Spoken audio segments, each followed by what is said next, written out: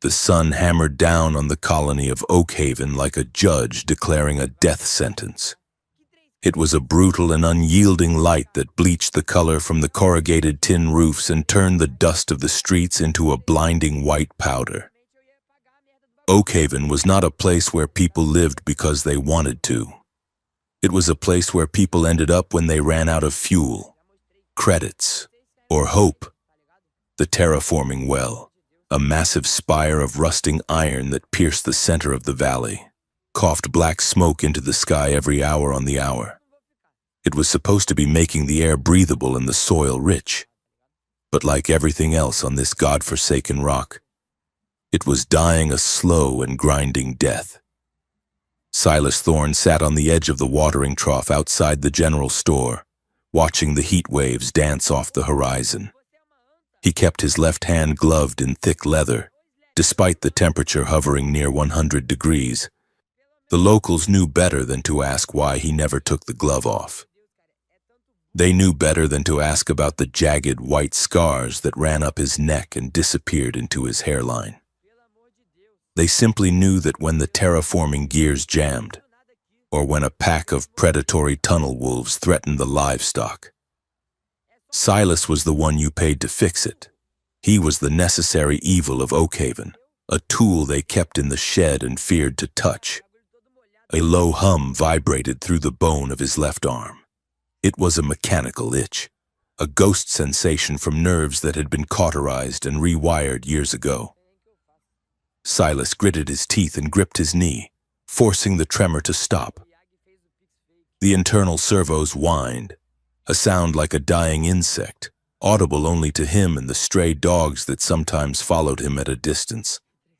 He was 40 years old, but his body felt ancient, worn down by a war he was not allowed to remember and a peace he did not know how to survive.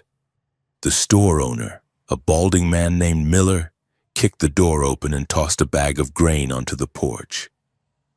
"There you go."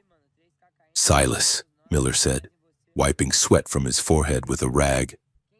"That will be 50 credits, and try not to scare the customers today. Mrs. Gable nearly dropped her basket when she saw you sitting there." Silas stood up. He was a tall man, broad in the shoulders, with a face that looked like it had been carved from granite and left out in the rain. He dropped a handful of coins onto the wooden railing. "Tell Mrs. Gable she is safe," Silas said, his voice a low rumble that seemed to come from the bottom of a well. "I ate before I came into town." Miller did not laugh. He scooped up the credits and retreated inside, locking the door behind him. Silas hefted the 50-pound bag of grain over his shoulder as if it weighed nothing. The biomechanics in his spine engaged with a subtle click, distributing the weight, making him stronger than any natural man had a right to be. He turned and began the long walk back to his shack on the ridge, the eyes of the village burning into his back. That night, the sky tore open. It started as a low rumble, distinct from the rhythmic chugging of the terraforming well. Silas was sitting on his porch, stripping a rifle, when the darkness above caught fire. Streaks of orange and violent violet slashed across the star field. It was not a natural meteor shower. The angles were too shallow, the entry too controlled. One of the streaks broke away from the cluster. It screamed through the atmosphere, shedding debris that burned gold and green, and slammed into the earth 3 miles east of the village, in the deep canyons of the Badlands. The ground shook hard enough to knock the rifle from the table. Silas stood up, his eyes narrowing. That was not a rock. He knew the sound of high-velocity impact armor. He had heard it enough times in the drop zones of the equatorial wars. He moved instantly. He did not wait for the village militia to wake up from their drunken stupors. He threw a heavy poncho over his shoulders to hide the bulk of his frame, grabbed his rifle, and mounted the old solar cycle leaned against the side of his shack. The engine sputtered and then roared to life, a high-pitched whine that cut through the silence of the desert. He rode hard, navigating the treacherous dunes and razor-sharp rock formations by the light of the twin moons. The crash site was easy to find. A plume of steam and dust rose 1,000 feet into the air, glowing softly from the heat of the impact. Silas ditched the cycle at the rim of the crater and slid down the loose scree, his boots carving deep furrows in the sand. The object at the center of the smoking pit was an escape pod, sleek and teardrop-shaped, made of a metal that shimmered like oil on water. It was blackened and dented, half buried in the fused glass of the crater floor. He approached with his rifle raised, scanning for automated defenses. The pod hissed, a vent releasing superheated gas. The markings on the hull were not Federation standard. They were elegant, flowing script that hurt his eyes if he looked at them too long. The hatch blew with a dull thud, spinning away into the darkness. Silas dropped to a crouch, aiming into the steam. "Don't shoot!" A voice coughed from the smoke. It was soft, melodic, and layered with a strange resonance. "I am fairly certain I am not edible." A hand gripped the edge of the hatchway. It was slender, pale, and covered in a thin layer of bluish fluid. A figure pulled itself up and tumbled out onto the hot sand. It was a girl, or at least, she looked enough like a human girl to fool a scanner at first glance. She was small, with hair the color of moonlight that floated around her head as if gravity had forgotten to apply to it. She wore a flight suit of intricate white weave that was torn at the shoulder, revealing skin that seemed to glow with a faint internal bioluminescence. She rolled onto her back and looked up at Silas, blinking large, violet eyes. She did not look terrified. She looked annoyed. She sat up, wincing, and brushed the sand from her face. She looked at the rifle barrel pointed at her chest, then up at Silas's scarred face, and then back at the rifle. "That is a very aggressive greeting," she said. Her accent was thick, rolling the vowels in a way no colonist ever did. "Is this the custom? Do I need a weapon to say hello back?" Silas lowered the rifle slightly, confusion warring with his training. "Who are you?" he asked. She tapped the side of her head as if resetting a device. "My name is Lyra, and you are very large and distinctively mostly organic."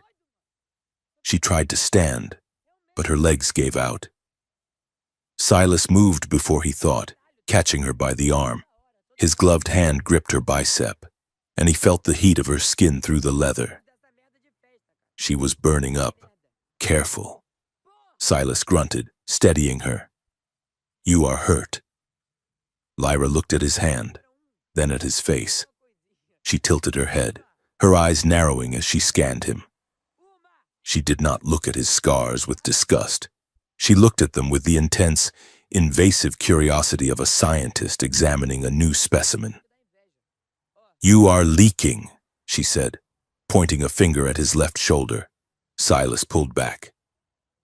"I am fine." "No," she insisted, swaying slightly. "Your internal power coupling is misaligned. I can hear it. It sounds like an angry feline trapped in a drum." Before Silas could respond, the sound of engines echoed off the canyon walls. He looked up to the ridge.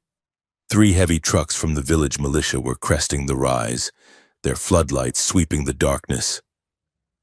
"We have to go," Silas said. He knew what the militia would do with something like her. They would shoot first, loot the pod second, and ask questions never. He scooped her up. She was surprisingly light, her bone structure perhaps less dense than a human's. She let out a small squeak of surprise but wrapped her arms around his neck. "My ship," she whispered. "Leave it," Silas said. He scrambled up the far side of the crater, away from the approaching lights. He reached his cycle just as the militia truck skidded to a halt at the rim behind them. He could hear the shouting of the men, the racking of slides on cheap slug throwers. "Hold on," Silas commanded. Lyra buried her face in his poncho. I am holding. Do not drop me. I bruise like a peach. He gunned the engine and they tore off into the night, leaving the smoking ruin behind them. The next morning, Oakhaven was a powder keg waiting for a spark. Silas had stashed Lyra in an old surveyor's blind 2 miles outside the village perimeter. It was a small, hidden dugout he used when he wanted to disappear for days at a time. He had left her with water, rations, and a stern order to stay put. She had looked at him with those unsettling violet eyes and promised nothing, instead asking him why his boots were 2 different shades of brown.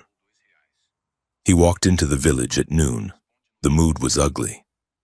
The militia had found the pod empty, and Father Jerome, the village priest who also doubled as the mayor, was already spinning a narrative. A crowd had gathered in the town square, beneath the shadow of the failing terraforming well. Father Jerome stood on a crate, his black cassock stained with red dust. He was a thin man with eyes that burned with a fanatic's certainty. "It is a sign!" Jerome shouted, his voice cracking. "The sky bleeds fire and sends down demons. They are here to test us. They are here to punish us for our lack of faith," the crowd murmured. They were frightened, tired people, and frightened people wanted something to blame. Silas tried to skirt the edge of the square, heading for the mechanic's shop to buy a diagnostic tool for his arm, which was throbbing worse than ever. But he was too big to be invisible. "There he is!" someone shouted. Heads turned. The murmuring stopped. The silence that followed was heavy and sharp. Father Jerome pointed a bony finger at Silas. "The beast of the Badlands," Jerome sneered. "You were out there last night. Thorn, we saw the tracks of your cycle. What did you bring down upon us?" Silas stopped. He kept his hands away from his belt. "I brought nothing." "Jerome, it was a meteor that opens like an egg?" Jerome yelled. "A meteor that vanishes before honest men can secure it?" "I do not know what you are talking about," Silas said calmly. Suddenly, the ground lurched. A deafening boom shattered the tension. A massive fireball erupted from the fuel storage facility on the south side of the square. The shockwave knocked people off their feet. Glass shattered in the storefronts. Silas stood his ground, his magnetic boots locking instantly to the iron plating of the street. "The fuel depot!" a woman screamed. Confusion reigned for 10 seconds. Then, as the smoke billowed up, blocking out the sun, the panic turned into a focused beam of hatred. "He did it!" a man in a militia uniform shouted, pointing his rifle at Silas. "I saw him near the valves. He sabotaged it. It was a lie." Silas had been nowhere near the depot, but truth was a fragile thing in Oakhaven, and fear was solid as a rock. "Get him!" someone roared. The crowd surged. It was not a group of individuals anymore. It was a single organism acting on instinct. Stones began to fly. One struck Silas on the cheek, drawing blood. Another clanged off his metal shoulder. Silas backed up, his hands raised. "Stay back," he warned, his voice amplifying involuntarily as his combat system spiked adrenaline into his blood. "Monster!" Jerome chanted. "Freak! Saboteur!" They circled him, cutting off his escape. The militiamen were moving in, stun batons crackling. Silas clenched his fists. He could disable them all in under 30 seconds. He knew exactly where to strike to break bones, to stop hearts. The tactical overlays in his vision painted red targets on their throats and knees. But he would not do it. He would not become the killer they thought he was. Just as the first militiaman lunged, a small figure pushed through the wall of bodies. She moved with a fluid, staggering grace, wrapped in Silas's oversized, dusty poncho. It dragged on the ground behind her. Lyra walked right into the center of the circle, between the mob and the giant scarred man. The crowd faltered.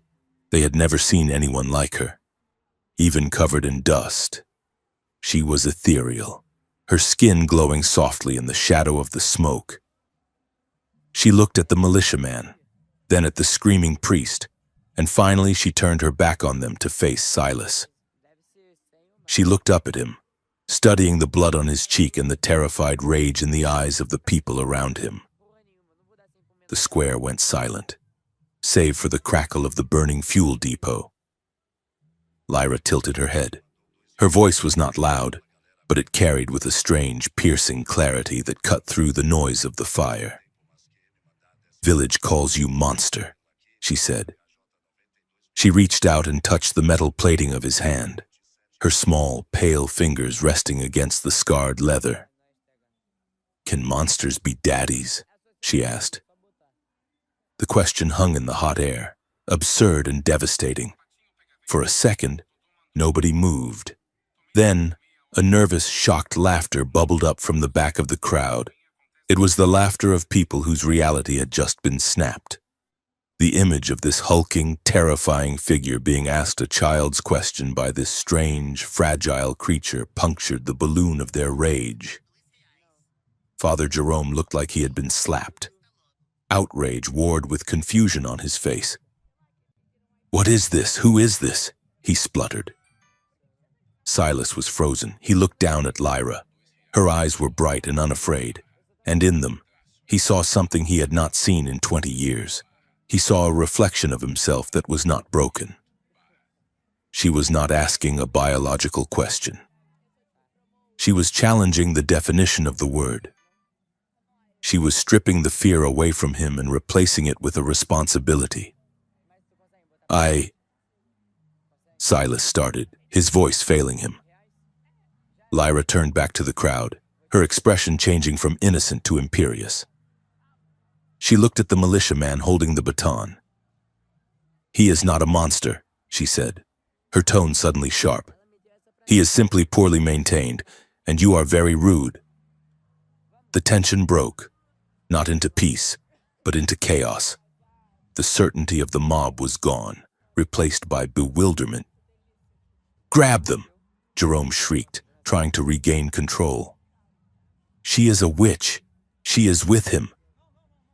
But the hesitation was all Silas needed. He grabbed Lyra, swinging her up onto his hip. He activated the emergency discharge on his arm, sending a burst of static electricity into the ground that caused the militia's comms units to screech with feedback. While they clutched their ears, Silas ran. He charged through the gap in the crowd, shouldering past the confused onlookers. He sprinted down the alleyway, his augmented legs eating up the ground. He did not stop for the cycle. He ran straight for the perimeter fence, vaulted it with one hand, and disappeared into the dense, scrubby forest that bordered the Badlands. High above, on the balcony of the governor's administrative tower overlooking the square, a man in a gray suit lowered his binoculars. He was not a villager. He was calm, clean, and utterly out of place. He tapped a small device on his wrist. "Target identified," the agent said softly. "Biomarker confirms Class A asset. She is with the rogue unit." A voice crackled in his ear. "Secure her. Eliminate the carrier." "Understood," the agent said.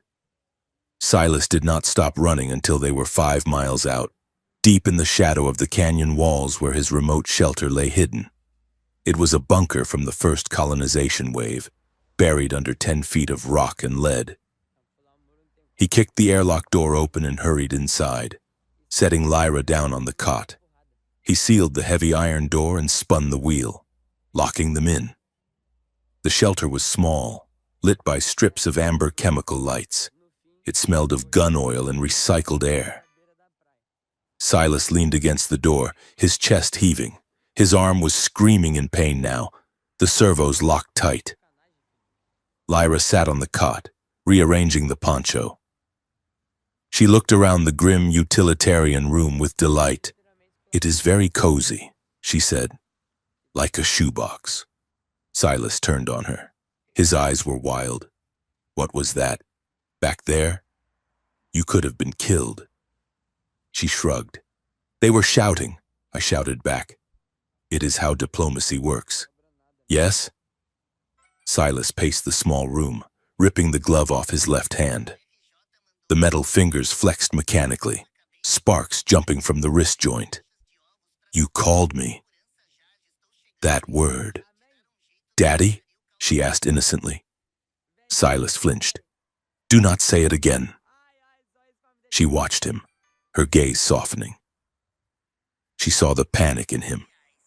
It was not fear of the mob. It was fear of the hope she had just inflicted on him. You protected me, she said quietly. That is what fathers do. My data files say this is the primary function. I am not a father, Silas growled, sinking onto a crate. I am a weapon that did not break when they threw it away. Lyra stood up and walked over to him.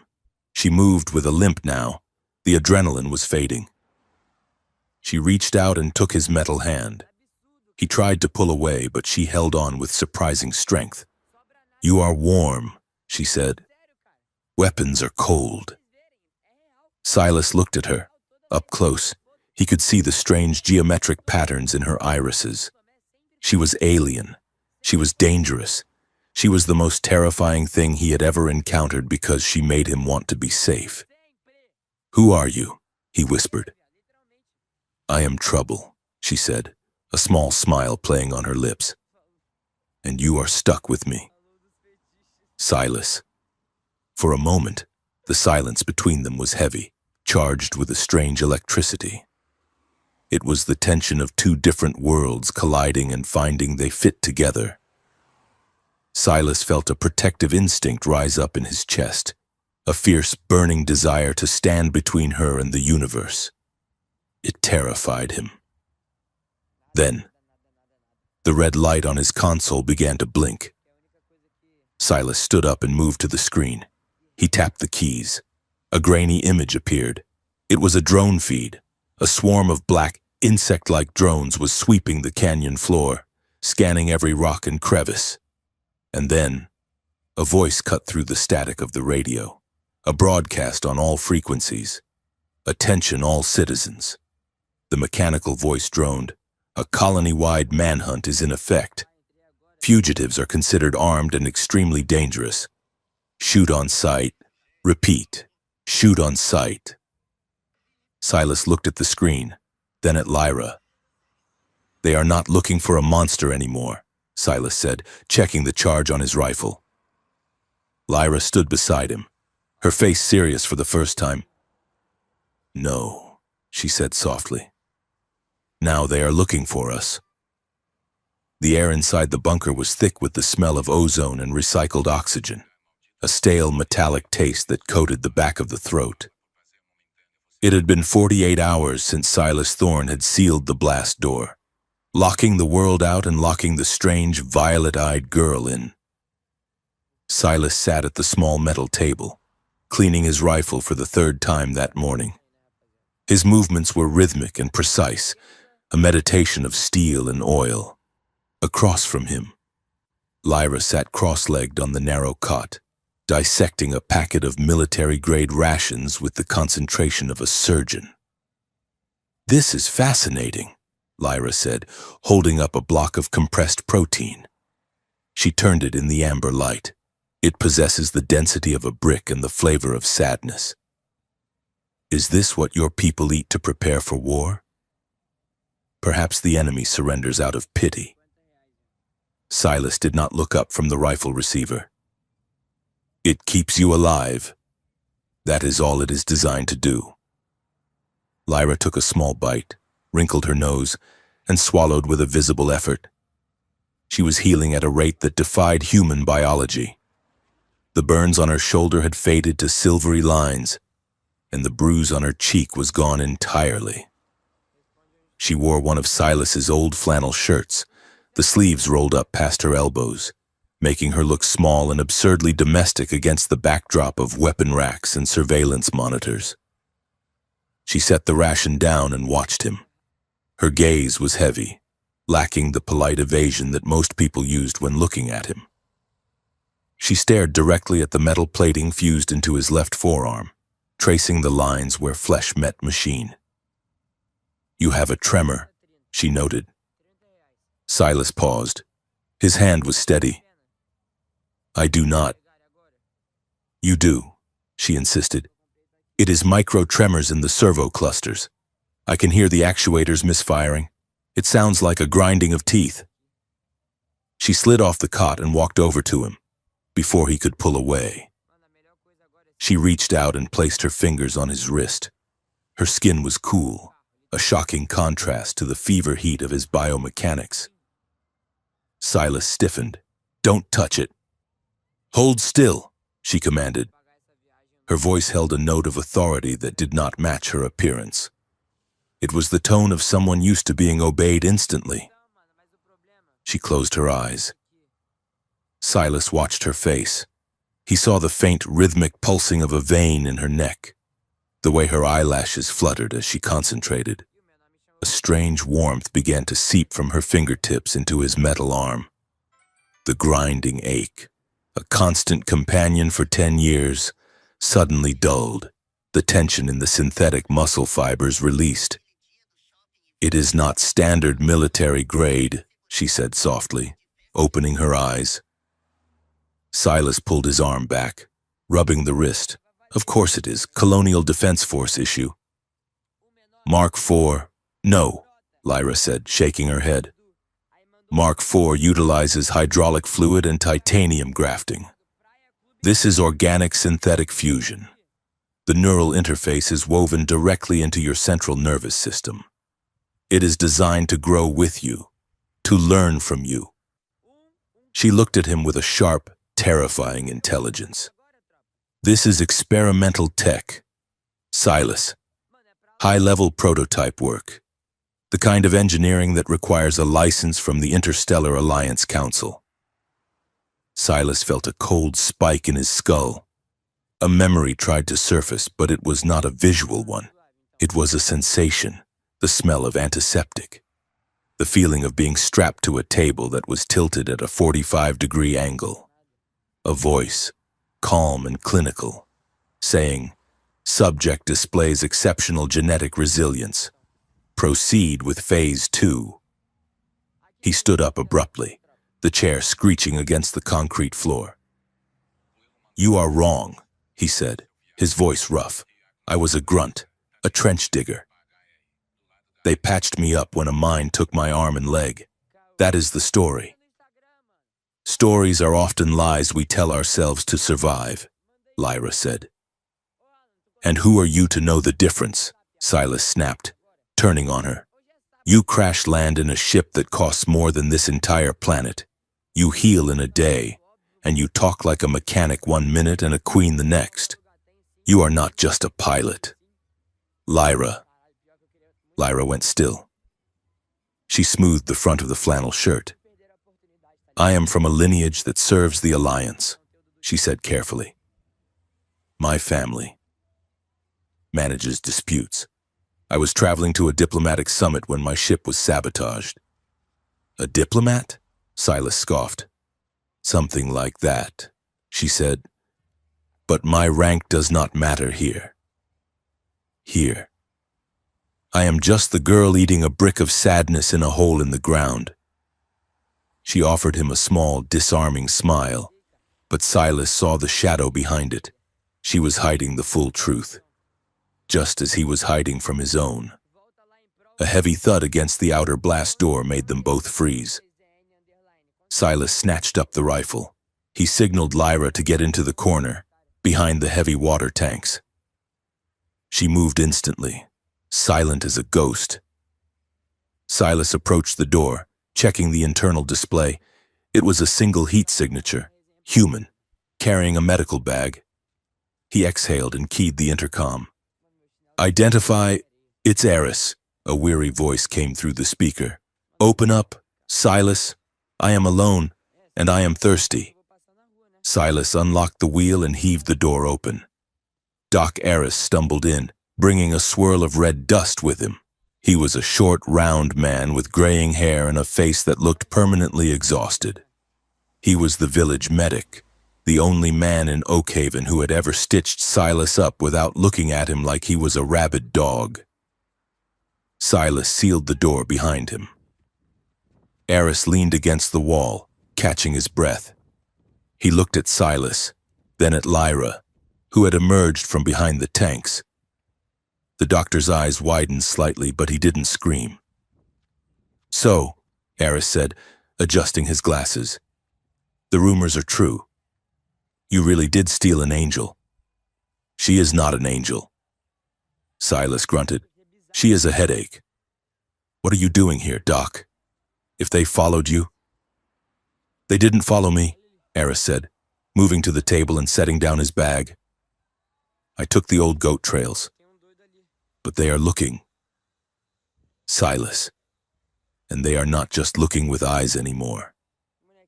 Eris pulled out a bottle of clean water and a bag of fresh apples. He tossed an apple to Lyra. She caught it with one hand, sniffing it suspiciously before taking a bite. "The village is going mad," Eris continued, his voice grim. "The water pressure in the main lines dropped to 0 this morning. The pumps are seized. Jerome is telling everyone that the alien presence has poisoned the well. He says she is a contagion. He says you are the carrier." "They sabotaged their own water?" Silas asked, disbelief coloring his tone. "Just to flush us out. Fear makes people do stupid things," Eris said. "But it is not just Jerome. There are new men in town. They wear gray uniforms with no insignias. They are not militia. They moved into the governor's annex. They are scanning the grid, sector by sector. They are looking for a biological signal." Lyra stopped chewing. She swallowed hard. "They are tracking my blood markers," she said quietly. Eris nodded. "That would be my guess. Listen, Silas, I brought you some antibiotics and painkillers, but I cannot come back. They are watching the clinic. If they find you, they are not going to arrest you." I heard them talking. They used the word sterilize. Silas felt a cold knot tighten in his stomach. He looked at Lyra. She was pale, the apple forgotten in her hand. "We have to move," Silas said. "Not yet," Eris warned. "They have drones sweeping the ridges during the day. Infrared. You have to wait for the solar storm that is forecast for tonight. The magnetic interference will blind their sensors. That is your only window." Eris zipped up his bag. He walked over to Silas and placed a hand on his good shoulder. "You were never a monster." "Silas," Eris said quietly, "you were just a man who carried too much for people who carried too little. Do not let them kill you." The doctor left as quickly as he had come, vanishing back into the harsh light of the afternoon. The silence that followed was heavy. The air inside the bunker felt thinner, charged with the imminence of violence. Lyra sat back down on the cot. She looked at the apple, then placed it gently on the blanket. "I am sorry," she said. Silas checked the charge on his pistol. "For what?" "For bringing this storm to your door. You could have left me in the desert. You could have turned me in." Silas stopped what he was doing. He turned to face her. The amber light cast long shadows across his scars. "I do not turn people in," he said. Lyra watched him, her violet eyes luminous in the dim room. She stood up and walked toward him, crossing the small space until she was standing directly in front of him. She was a head shorter than him, but she did not shrink away. "In my culture," she said, her voice low and steady, "we believe that shared danger requires shared truth, and shared truth leads to shared soul." She reached out and laid her hand on his chest, over his heart. He could feel the heat of her palm through his shirt. "My heart is beating very fast." "Silas," she said. "Is yours?" Silas felt his pulse hammering against his ribs. He wanted to step back. He wanted to run. This was more terrifying than the drones outside. This was a threat to the wall he had built around himself for 10 years. "You do not know what you are doing," he rasped. "I know exactly what I am doing," Lyra countered. "I am telling you that I feel safe with you, and that feeling is turning into something else, something that burns." She leaned in closer. Silas could smell the dust of the stars on her skin, a scent like rain on hot stone.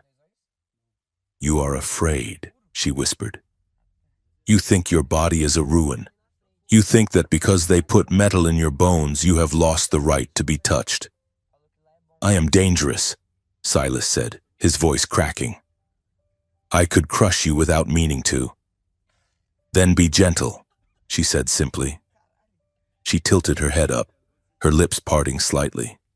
It was an invitation, clear and undeniable. Silas froze. Every instinct in his body screamed at him to give in, to wrap his arms around her and lose himself in the warmth she offered. But the memory of the war, of the things his hands had done, held him back. He saw his own hands not as flesh and blood, but as weapons. "I can't," he breathed. He pulled away, turning his back on her. He walked to the console, staring blindly at the static on the screen. "We need to pack," he said, his voice flat. "The storm hits at sundown." He heard a soft intake of breath behind him, then the rustle of fabric. When she spoke, her voice was composed, but there was a fragility to it that broke his heart. "Very well," she said. "We will pack." The solar storm hit 3 hours later. It was a violent, thrashing thing that turned the sky a bruised purple and filled the air with static electricity. The monitors in the bunker went dead. The lights flickered and died, leaving them in the gray gloom of emergency backups. "It's time," Silas said. He shouldered his pack and handed Lyra a smaller bag containing water and the medical supplies. She took it without a word. The tension from their earlier conversation still hung between them, a taut wire that hummed with unsaid things. They moved to the rear of the bunker. Silas pried up a heavy floor grate, revealing a dark, damp tunnel that smelled of mold and stagnant water. "The old irrigation mains," Silas explained. "They run under the village and empty out near the terraforming well. It is the only way to bypass the perimeter scanners." He dropped down first, his boots splashing into ankle-deep sludge. He reached up and helped Lyra down. She grimaced as the muck coated her boots, but she did not complain. They moved in single file, Silas taking point with a chemical flare held low. The tunnels were narrow, the concrete walls slick with algae. Pipes hissed and groaned around them, carrying the last dregs of the colony's water supply. They had been walking for 20 minutes when the sound began. It was a skittering noise, fast, multi-legged, like 1,000 crabs moving over metal. Silas stopped, holding up a fist. "Scavenger drones," he whispered. "The small ones. They must have released them into the vents." The sound grew louder, echoing off the curved walls behind them. "Run," Silas ordered. They broke into a sprint. The footing was treacherous. Silas could hear the mechanical chittering getting closer.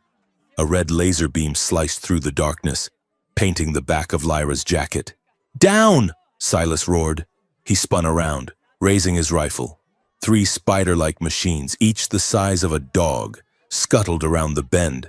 Their optical sensors glowed a menacing crimson.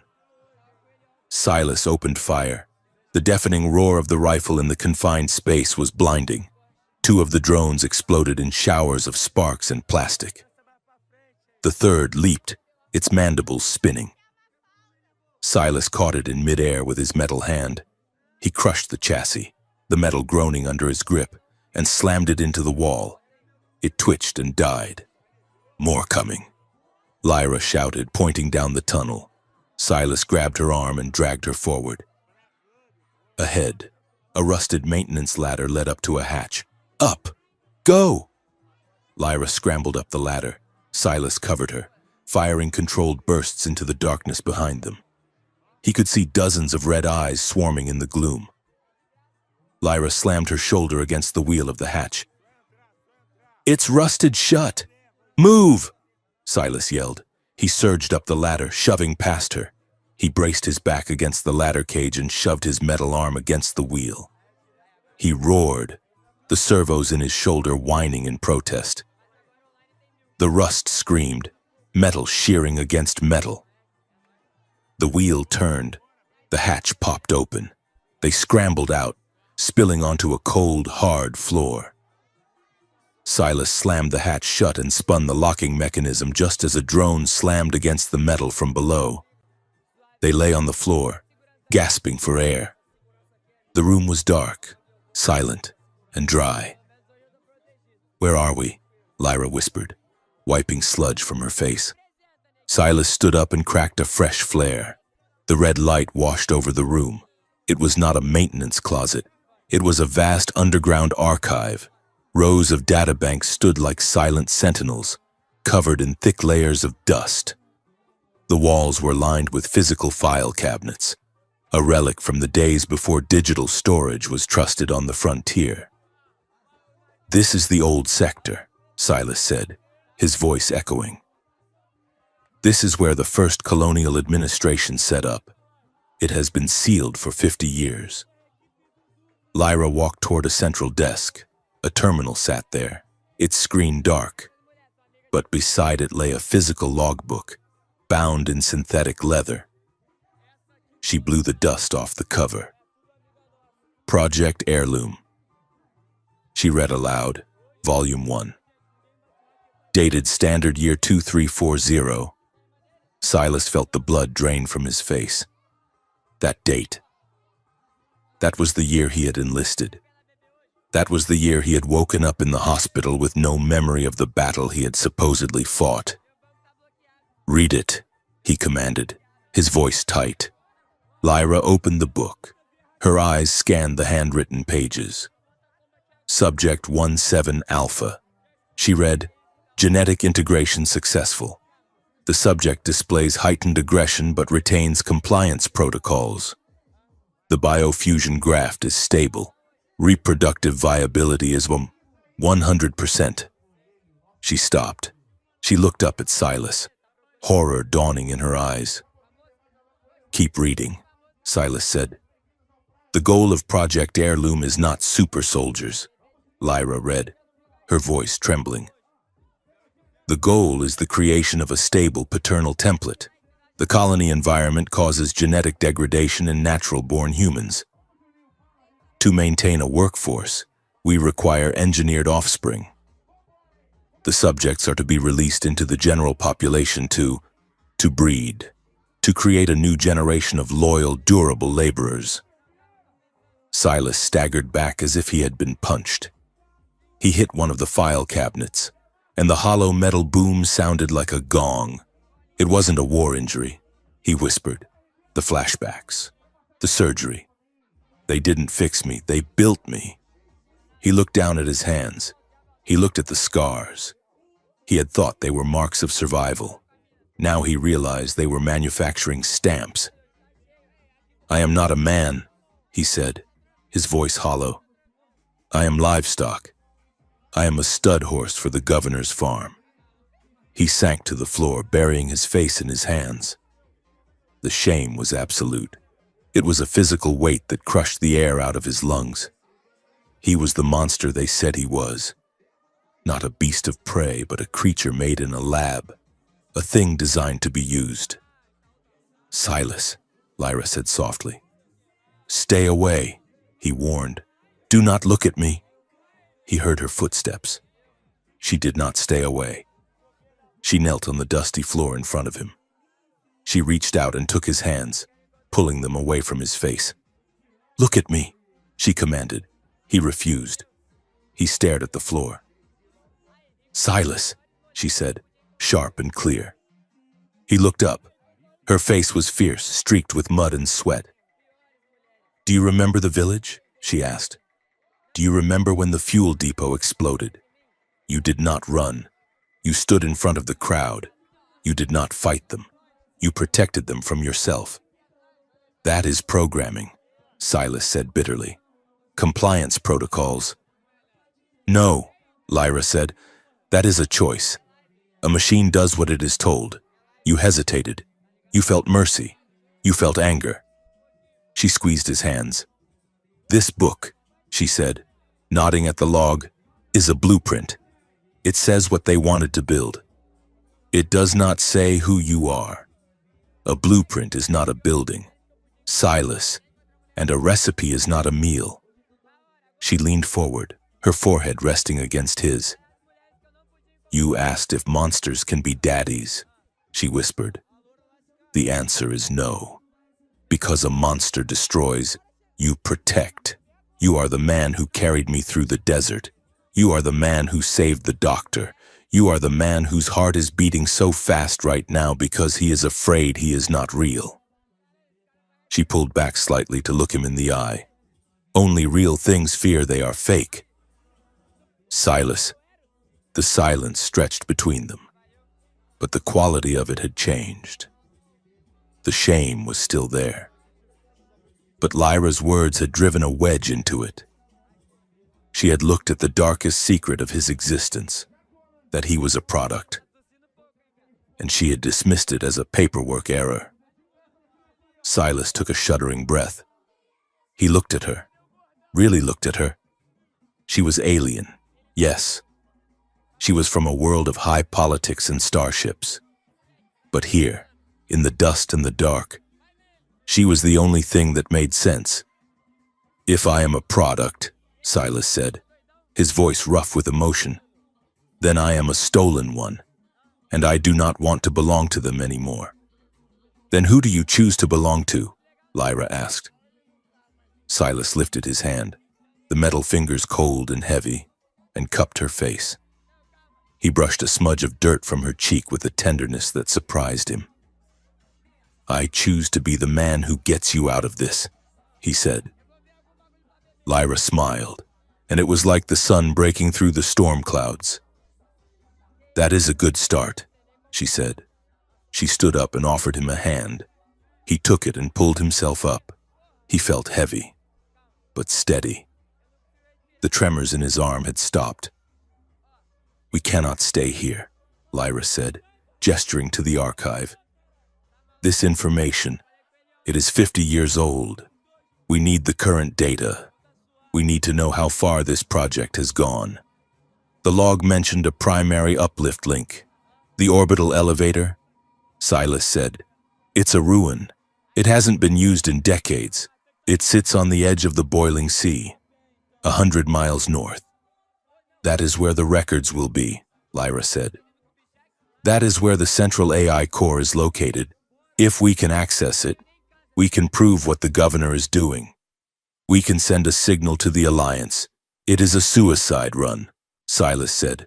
The terrain is hostile. The elevator is likely unstable, and the governor will be guarding it. Lyra picked up her bag. She looked at him with a challenge in her eyes.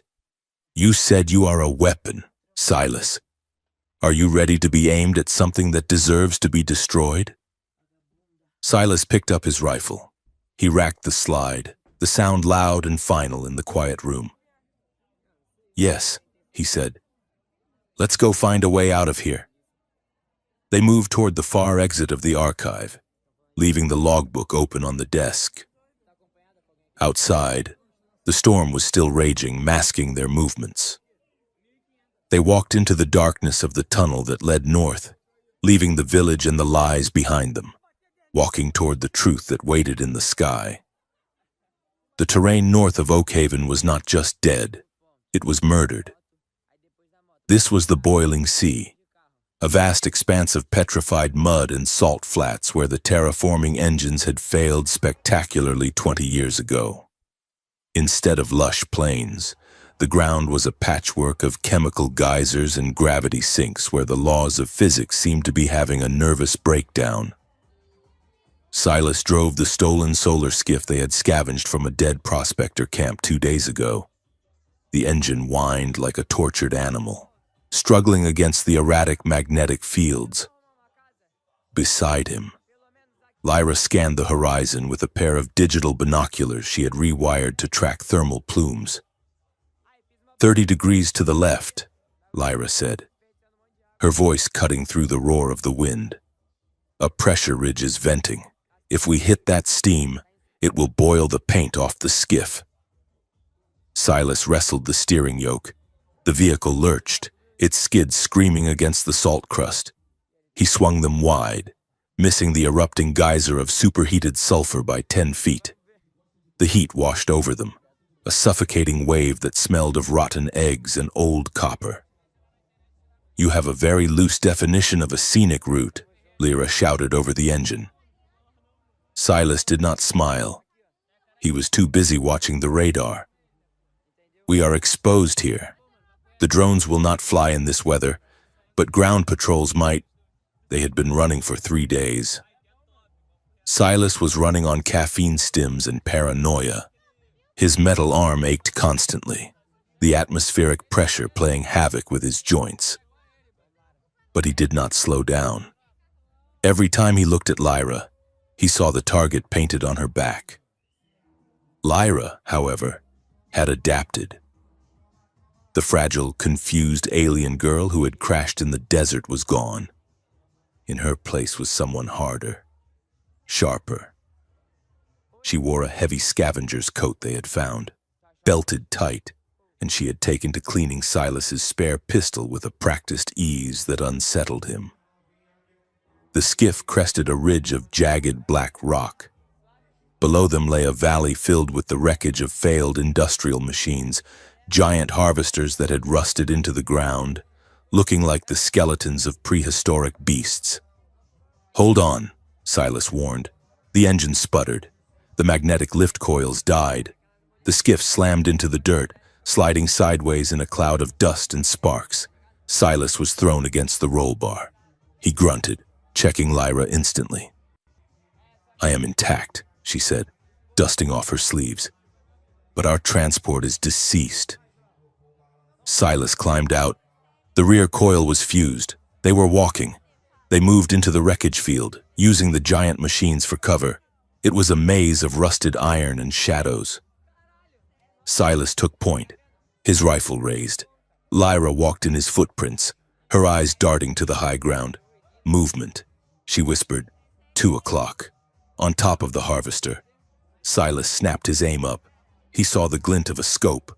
"Cover!" he yelled, shoving Lyra behind a massive tractor tire. A sniper shot cracked the air, chipping the rust inches from Silas's head. Silas returned fire, 3 controlled bursts that sent the sniper ducking. But then engines roared from the east and west. 2 heavy armor-plated dune buggies screamed around the debris, cutting off their retreat. A voice amplified by a loudspeaker boomed over the valley. "Drop the iron, big man, or we turn you into scrap and sell you by the pound." Silas looked at Lyra. Her face was set in a grim line. "Scavengers." Silas growled. He stepped out, keeping his rifle leveled but not firing. The buggies circled them like sharks, kicking up rooster tails of sand. They skidded to a halt, and 5 figures jumped out. They were a motley crew, draped in mismatched armor plates and goggles. Their weapons were cobbled together from mining lasers and projectile throwers. The leader walked forward. He was a short man with a bright red beard and a cybernetic eye that whirred audibly. He wore a coat made of patched leather and held a heavy repeater cannon with casual ease. "Well, well," the leader said, spitting on the ground. "Look what the storm blew in. You are a long way from the nursery. Soldier boy." Silas tightened his grip on the rifle. "We are passing through. We have no cargo. Everyone has cargo." The leader grinned. "Kidneys, lungs, that fancy arm of yours, it all spends." He signaled his crew. They stepped forward, weapons raised. "Wait," Lyra said. She stepped out from behind Silas. She did not look frightened. She looked bored. Silas tried to push her back, but she held her ground. "You are Captain Jarek Vance," she said loud and clear. The leader froze. He squinted at her with his good eye. "Who is asking?" "Your reputation is asking," Lyra said smoothly. "You run the smuggling routes between the northern wastes and the orbital sector. You have a bounty on your head in 3 districts for transporting illicit terraforming enzymes." Vance lowered his cannon slightly. "That is technically accurate." "How do you know that?" "Because I know the market," Lyra lied effortlessly. "We are not bounty hunters. We are customers." The crew exchanged glances. Vance laughed, a dry, hacking sound. "Customers? You look like refugees. What could you possibly pay me with? Dust?" Lyra reached into her coat pocket. Silas tensed, ready to fire if she pulled a weapon. Instead, she pulled out a small, glowing crystal chip. It was a component from her escape pod's navigation drive. "This is a refined dilithium quartz stabilizer," Lyra said, tossing it in the air and catching it. "It is worth 50,000 credits on the black market. It will stabilize your ship's reactor for 100 years. Vance's cybernetic eye zoomed in on the chip. His greed was palpable. "And what do you want for it, little lady?" Vance asked. "Transport," Lyra said. "To the orbital elevator. No questions asked. No stops." Vance looked at the chip, then at Silas, then at his crew. He grinned, revealing gold teeth. "You got a deal. But the big man sits in the back with the cargo. I don't like the way he looks at me." Silas lowered his rifle slowly. He looked at Lyra. She gave him a tiny, almost imperceptible wink. The smuggler's vehicle was a monstrosity called the Rust Bucket. It was essentially a tank with the turret removed and a cargo hold welded on top. It smelled of unwashed bodies and engine grease. Silas sat on a crate of ammunition in the back, watching the crew. There was Vance, the captain, a massive woman named Brick who carried a sledgehammer and never spoke, and a twitchy technician named Skids who kept looking at Silas's metal arm with envy. Lyra sat opposite Silas, her legs swinging from a bench. The vehicle rocked violently as they sped across the salt flats. "You handled that well," Silas murmured, leaning in so the crew wouldn't hear. "I read their files," Lyra whispered back. "While you were driving, I accessed the local criminal database on the skiff's computer. Vance is not a killer. He is a businessman. He would rather have money than a fight." "You took a risk," Silas said. "If he had decided to take the chip and shoot us." "Then you would have shot him," Lyra said simply. "I calculated the odds. You are faster than them." Silas looked at her. The trust she placed in his violence was unnerving. She treated his capacity for killing as a tool, like a wrench or a hydro spanner. "We are approaching the heavy weather zone," Vance shouted from the cockpit. "Hold on to something." The vehicle slammed into a wall of turbulence. Lightning arced across the windows. "So," Vance yelled back at them. "The orbital elevator? Nobody goes there. It is a ghost town. Haunted, they say." "What is the job? Salvage? Something like that." Silas grunted. Vance laughed. "You two are a strange pair. A warbot and a..." "What are you, darling? You look like you fell out of a high-spire fashion magazine." "I am a consultant," Lyra said. "Consultant?" Vance snorted. "Right. And I am the King of Mars. You know, there is a broadcast going out on the emergency channels. Governor's office is looking for a dangerous duo, a monster and a spy, offering 1 million credits." The atmosphere in the cargo hold changed instantly. Brick tightened her grip on the sledgehammer. Skid stopped twitching and put his hand on his pistol. Silas didn't move. He just looked at Vance. "Is that right?" Silas said softly. Vance looked at the rear-view monitor, meeting Silas's eyes. He chewed his lip. 1 million credits is a lot of money, Vance mused. But the governor, He pays in company scrip, and he asks too many questions. I hate questions. Vance turned back to the road. Besides, I already took the lady's chip. I am a pirate, not a politician. We have standards. The tension deflated, but Silas did not relax. He kept his eyes on the crew until the vehicle finally slowed. Hours later, they had stopped to refuel in the shadow of a massive rock formation. The storm had passed, leaving a strange, eerie silence. Silas walked out to the edge of the perimeter to check the horizon. Lyra followed him. She stood beside him, wrapping her coat tighter against the chill. "You are angry," she said. "I am alert," Silas corrected. "You are angry at me," she persisted. "For the chip, for the risk." "I am angry because you are too good at this," Silas said, looking down at her. "You negotiate with criminals like you are ordering dinner. You analyze threat vectors like a soldier. You told me you were a diplomat. Diplomats talk. They don't run tactical assessments." Lyra looked away, staring at the distant towering spire of the orbital elevator that pierced the clouds to the north. "I told you I was from a high-ranking lineage," she said quietly. "That was true. But I did not tell you why I was on that ship." Silas waited. "I was not just traveling to a summit," she said. "I was traveling to a wedding." "A wedding?" Silas asked, confused. "A genetic union," Lyra corrected. "My DNA is unique. It contains markers from the founder's bloodline. It is valuable. The Interstellar Alliance decided that my genetic material was needed to stabilize a new colony sector. They arranged a match with a high governor of the Rim systems." She turned to face Silas. Her eyes were hard, flashing with a sudden fierce anger. "I was not a pilot, Silas. I was a package. They were shipping me across the stars to be bred, to produce heirs that would secure a trade route." Silas felt a cold shock run through him. He looked at her, small, fierce, and incredibly alive, and the thought of her being traded like cattle made his blood boil. But it was more than anger. It was recognition. "Project Heirloom," Silas whispered. Lyra nodded.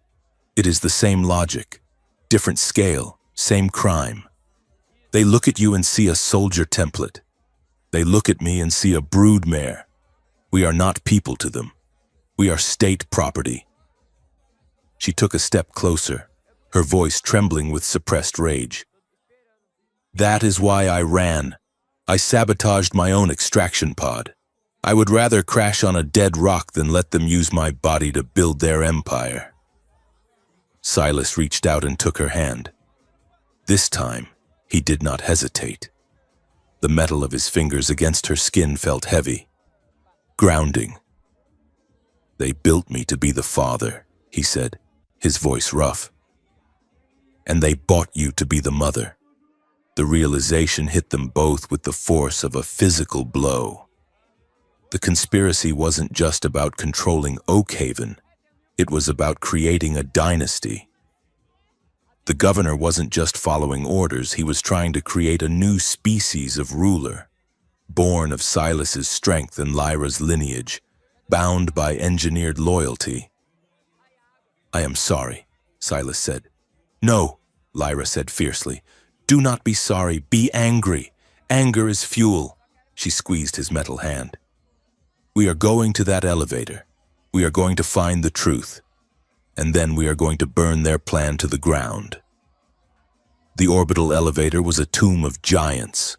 The base of the structure was a pyramid of black steel 3 miles wide. From its center, a carbon nanotube tether rose into the sky, disappearing into the upper atmosphere. It had been abandoned for 50 years, ever since the terraforming destabilized the bedrock. Vance stopped the rust bucket at the main airlock. "This is as far as we go," Vance said, looking nervously at the structure. "My sensors are picking up weird energy spikes. The place is leaking radiation." Silas nodded. He handed Vance a small pouch of credits he had taken from the scavengers they had killed days ago. "For the silence," Silas said. Vance weighed the pouch. "You two are crazy. Good luck." The smugglers roared away, leaving Silas and Lyra alone in the shadow of the monolith. The airlock door was fused shut.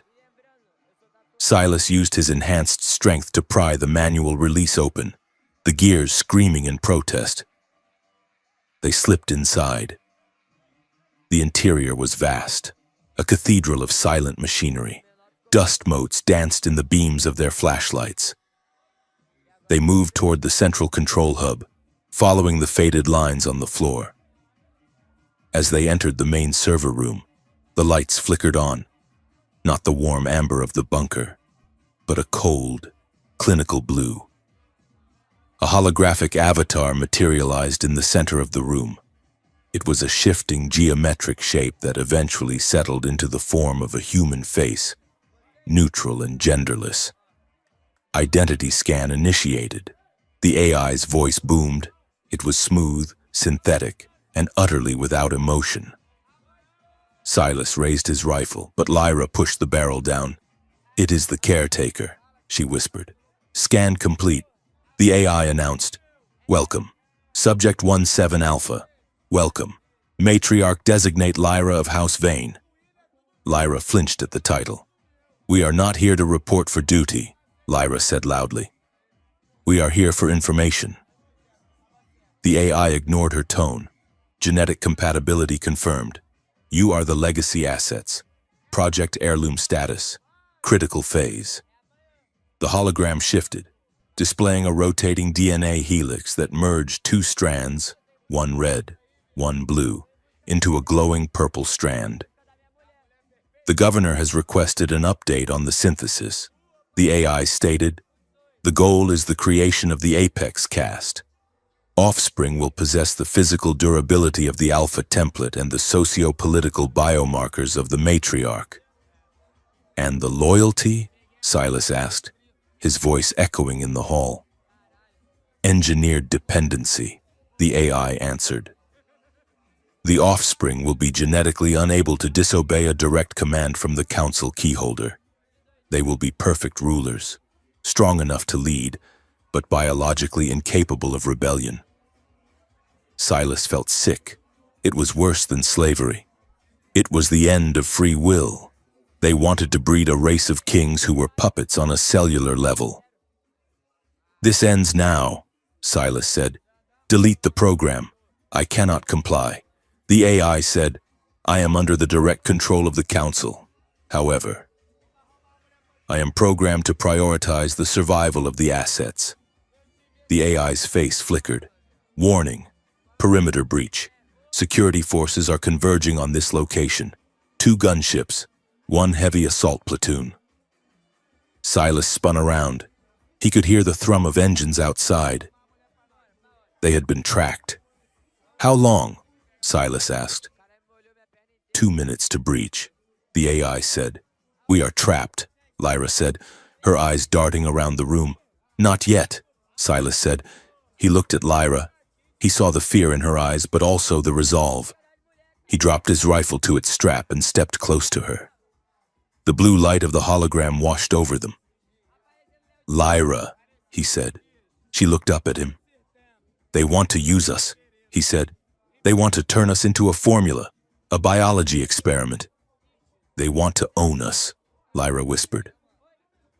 Silas reached out and touched her face. His hand was trembling, not from a malfunction, but from the intensity of what he felt. "I have spent my whole life being a tool," he said. "I thought my body was just a weapon, but when I am with you, I feel like I am waking up." Lyra placed her hand over his. "It is not the programming." "Silas, I know," he said. "And that scares me more than the gunships. Because if this is real, then I have something to lose." Lyra leaned into his touch. She closed her eyes for a second, then opened them, fierce and bright. "Then let's make it real," she said.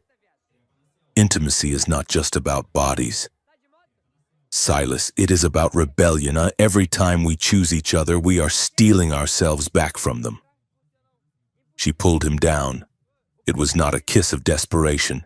It was a kiss of defiance. It was slow, deliberate, and searing. It was a claim. She was claiming him, not as a soldier, not as a monster, but as a man. And he was claiming her, not as a princess or a prize, but as the only thing in the universe that made sense. They broke apart, breathing hard.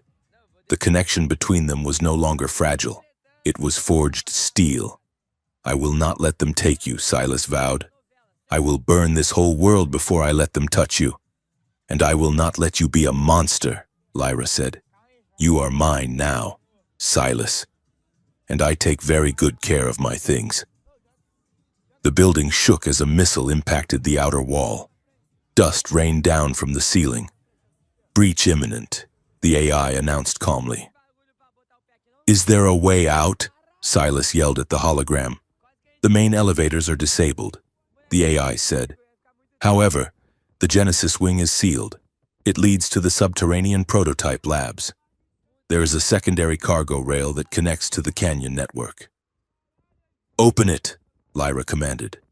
I can open the Genesis wing, the AI said. But be warned, the labs contain the failures of Phase 1. Silas didn't care about failures. He cared about the girl standing next to him. Open it, he roared. A heavy blast door behind the mainframe hissed and began to grind open. Cold, stale air rushed out, smelling of formaldehyde and old death. Run, Silas said. He grabbed Lyra's hand. They sprinted toward the dark maw of the Genesis wing just as the main doors of the control room blew inward. Soldiers in black armor poured into the room, laser sights sweeping the smoke. Target acquired, a voice shouted. Silas turned at the threshold. He raised his rifle one-handed and fired a suppressor grenade into the center of the room. It detonated in a flash of blinding white light and deafening noise. He pulled Lyra into the darkness of the corridor and hit the manual seal on the door. It slammed shut, locking with a heavy thud, sealing them in with whatever waited in the dark. Silas turned on his flashlight. The beam cut through the gloom. They were in a long, glass-walled corridor. On either side, massive stasis tanks lined the walls. Lyra gasped. The tanks were not empty. Inside, floating in murky fluid, were twisted, half-formed shapes, biomechanical horrors, failed attempts to merge man and machine. This is where you were born, Lyra whispered, horror in her voice. Silas looked at the twisted reflections in the glass. He tightened his grip on her hand. No, he said, looking at her. This is where I was made. I was born the moment you fell out of the sky. He pulled her forward. Keep moving. We are not done yet. They ran down the hall of monsters, hand in hand, running toward the unknown dark, while behind them, the heavy boots of the governor's army began to pound against the door. The heavy blast door sealed with a finality that vibrated through the floorboards, cutting off the screams of the storm and the encroaching shouts of the governor's commandos. Silence rushed back into the space, heavy and pressurized, broken only by the rhythmic thrumming of liquid circulation pumps.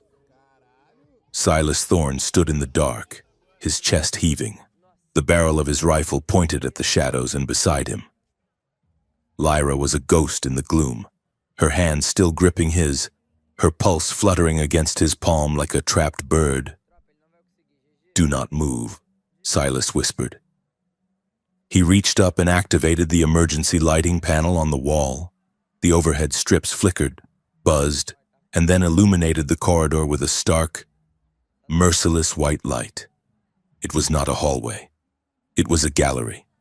The corridor stretched for 200 yards, lined on both sides with floor-to-ceiling cylindrical tanks.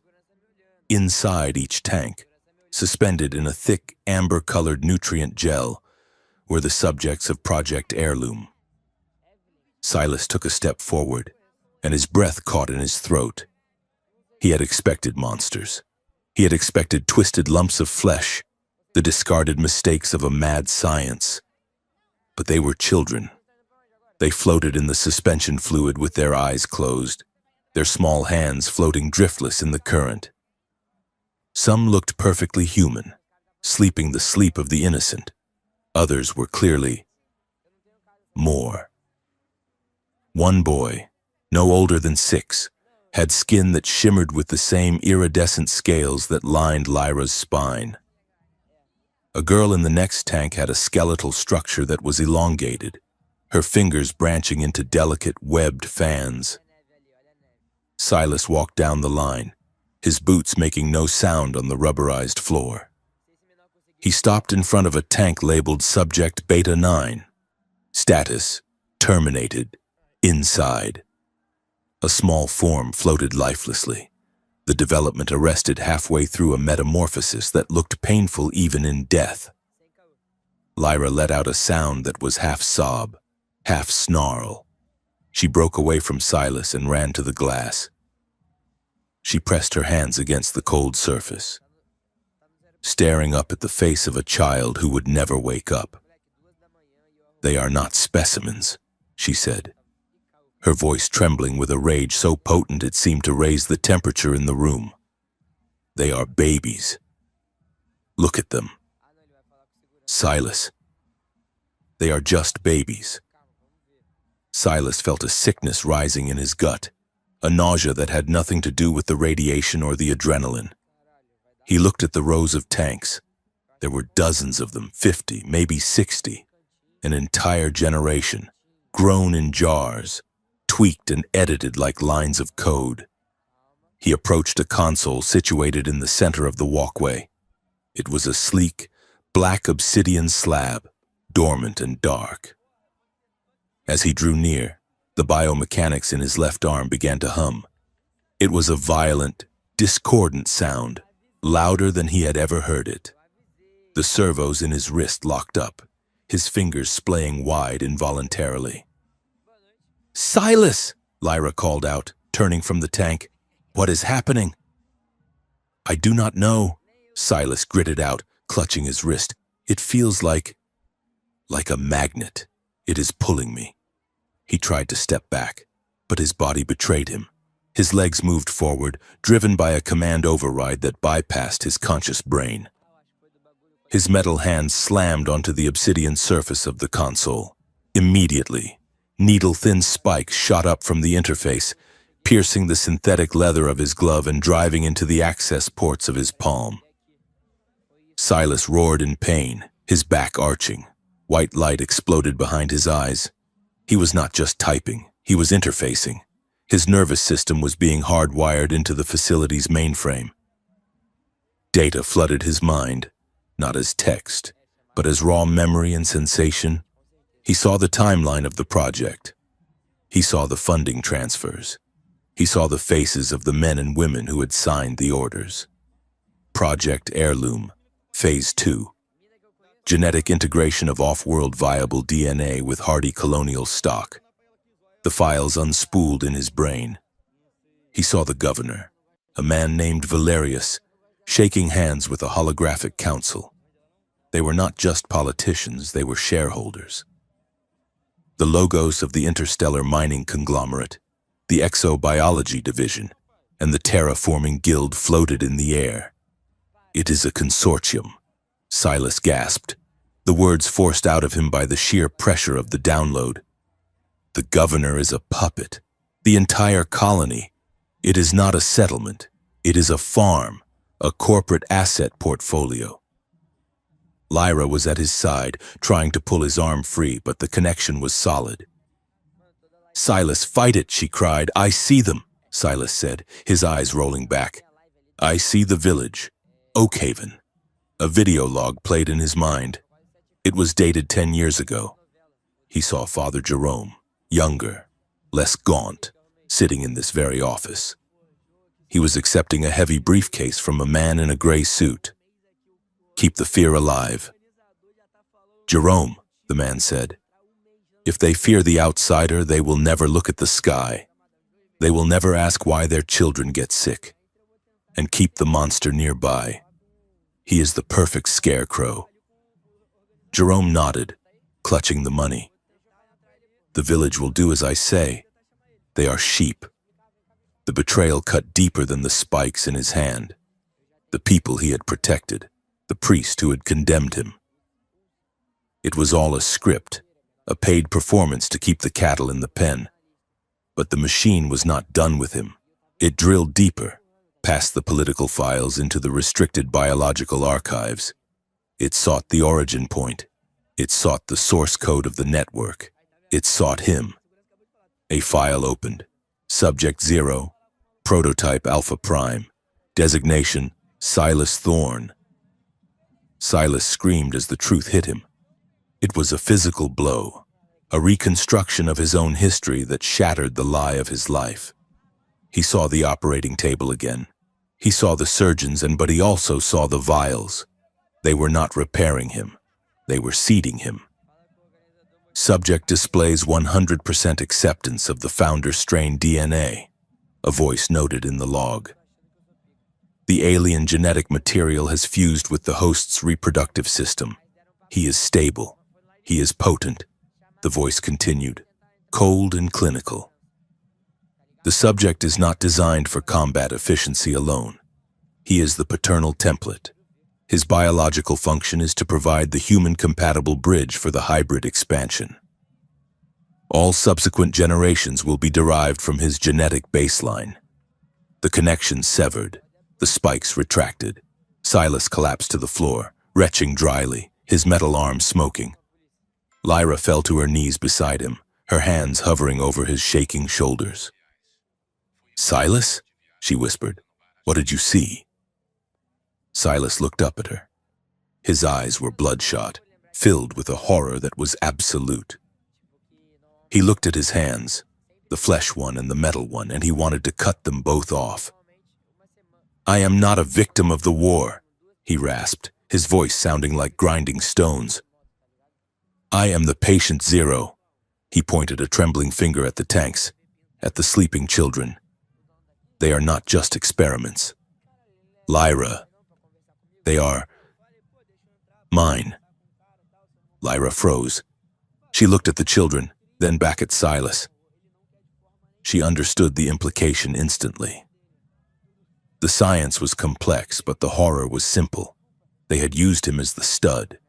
They had harvested his genetic material, mixed it with the alien stock, and grown these children in tubes. He was the father, not by choice, not by love, but by theft. Silas curled in on himself, the shame burning him alive. The title, he choked out. "The village calls me monster. And you asked, can monsters be daddies?" He laughed, a broken, jagged sound. "They built a monster specifically to be a daddy. I am a breeding animal, Lyra.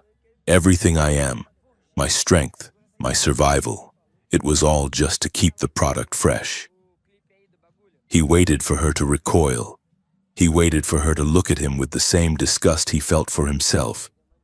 He was a violation of nature, a walking laboratory of stolen parts. But Lyra did not recoil. She went still. The bioluminescence in her skin flared, turning from a soft blue to a searing, angry violet. She stood up, looking down at him. But her eyes were not on him.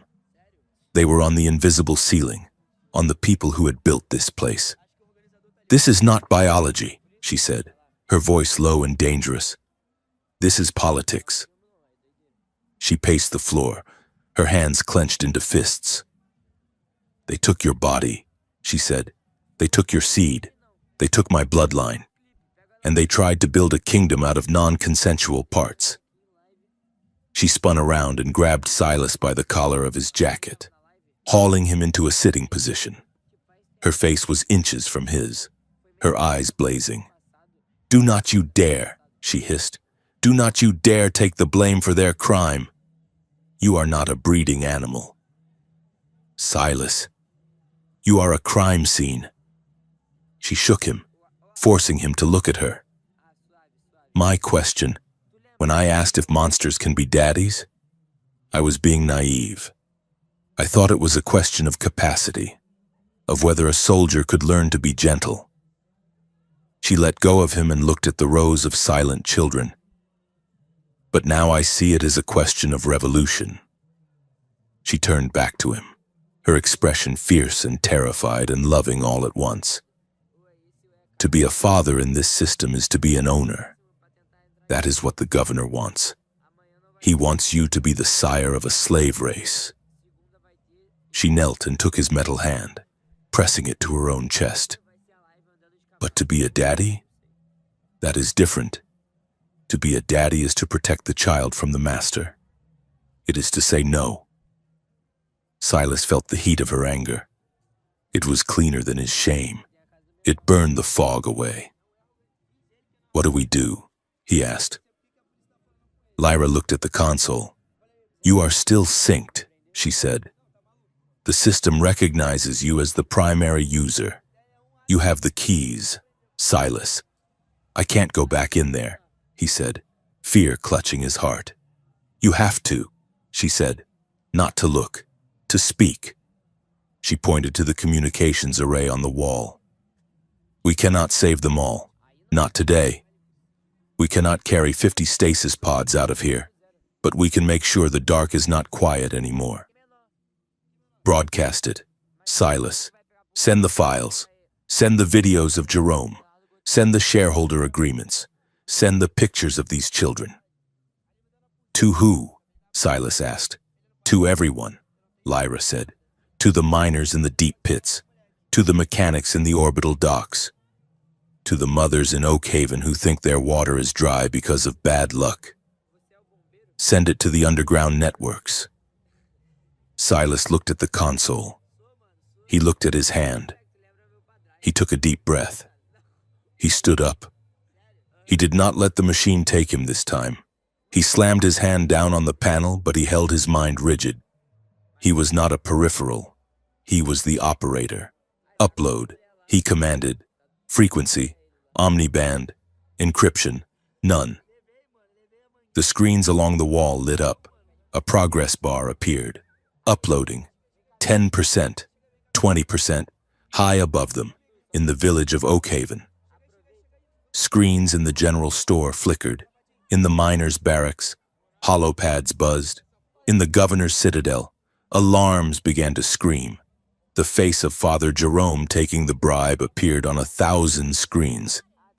The image of the hybrid children floating in jars burned into the retinas of the colony. The truth, ugly and undeniable, flooded the network. In the lab, the sirens changed pitch. Containment breach. The automated voice announced, "Security teams deployed to Sector 4. "They are coming," Silas said, watching the upload bar hit 90%. Lyra moved to him. She wrapped her arms around his waist, burying her face in his chest. In the midst of the chaos, with the red lights flashing and the sound of boots hammering on the blast doors above, the world shrank down to the two of them. Silas wrapped his arms around her. He felt the solid reality of her. She was not a genetic marker. She was a woman who drank bad coffee and made jokes about his boots. "Lyra," he whispered into her hair. She looked up. Her eyes were wet, but she was not crying. "I do not want a legacy," she said, fierce and fast. "I do not want to be a matriarch. I do not want you to be a template. I am just a man," Silas said, "a broken one." "No," she said. "You are the man who is burning their world down for me." She reached up and kissed him. It was desperate and terrified, a collision of two people standing on the edge of a cliff. But in that kiss, there was a promise. It was a rejection of the biology that had been forced on them. It was a choice. "I want a future that is chosen," she whispered against his lips. "I want a family that is messy and loud and inefficient. I want love that is not written in a ledger." "I will give it to you," Silas vowed. "If we get out of this, I will give you every day I have left." The console beeped. "Upload complete." A heavy boom shook the door at the far end of the lab. Sparks showered down. They were cutting through the cargo rail. Silas said. The AI said there was a secondary exit. He grabbed his rifle. He grabbed Lyra's hand. They sprinted past the tanks, past the sleeping children who were now the most famous secrets in the sector. Silas looked at them one last time.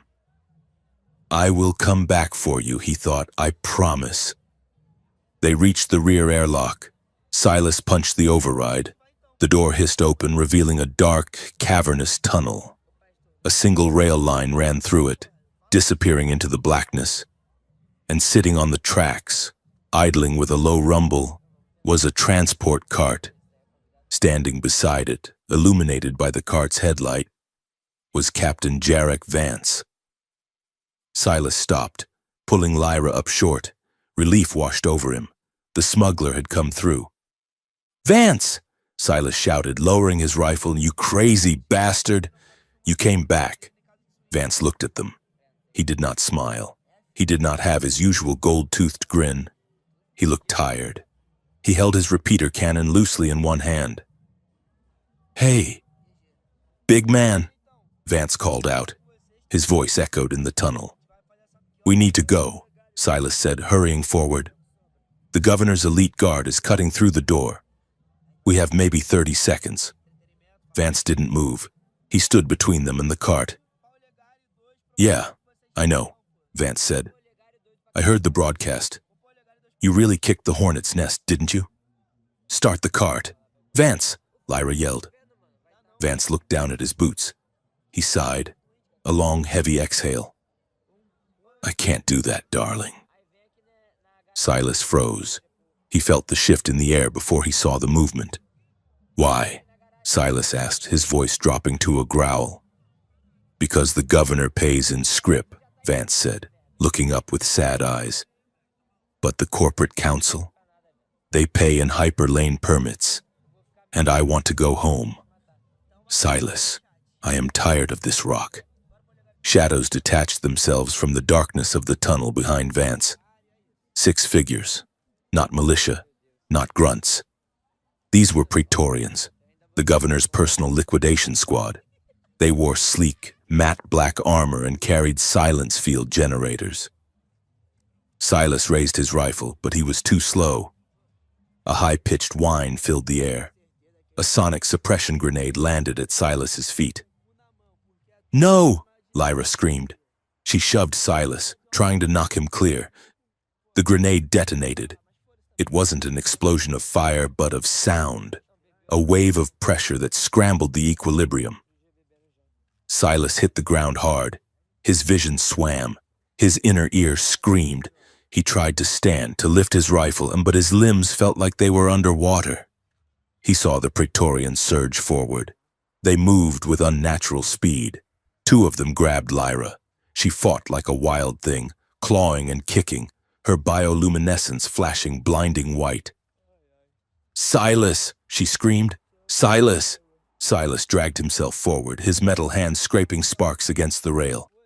Let her go, he roared, but his voice was a slur. Vance watched, his face impassive. Nothing personal. Kid. It is just gravity. Money flows up. Shit flows down. One of the Praetorians struck Lyra on the back of the head with a shock baton.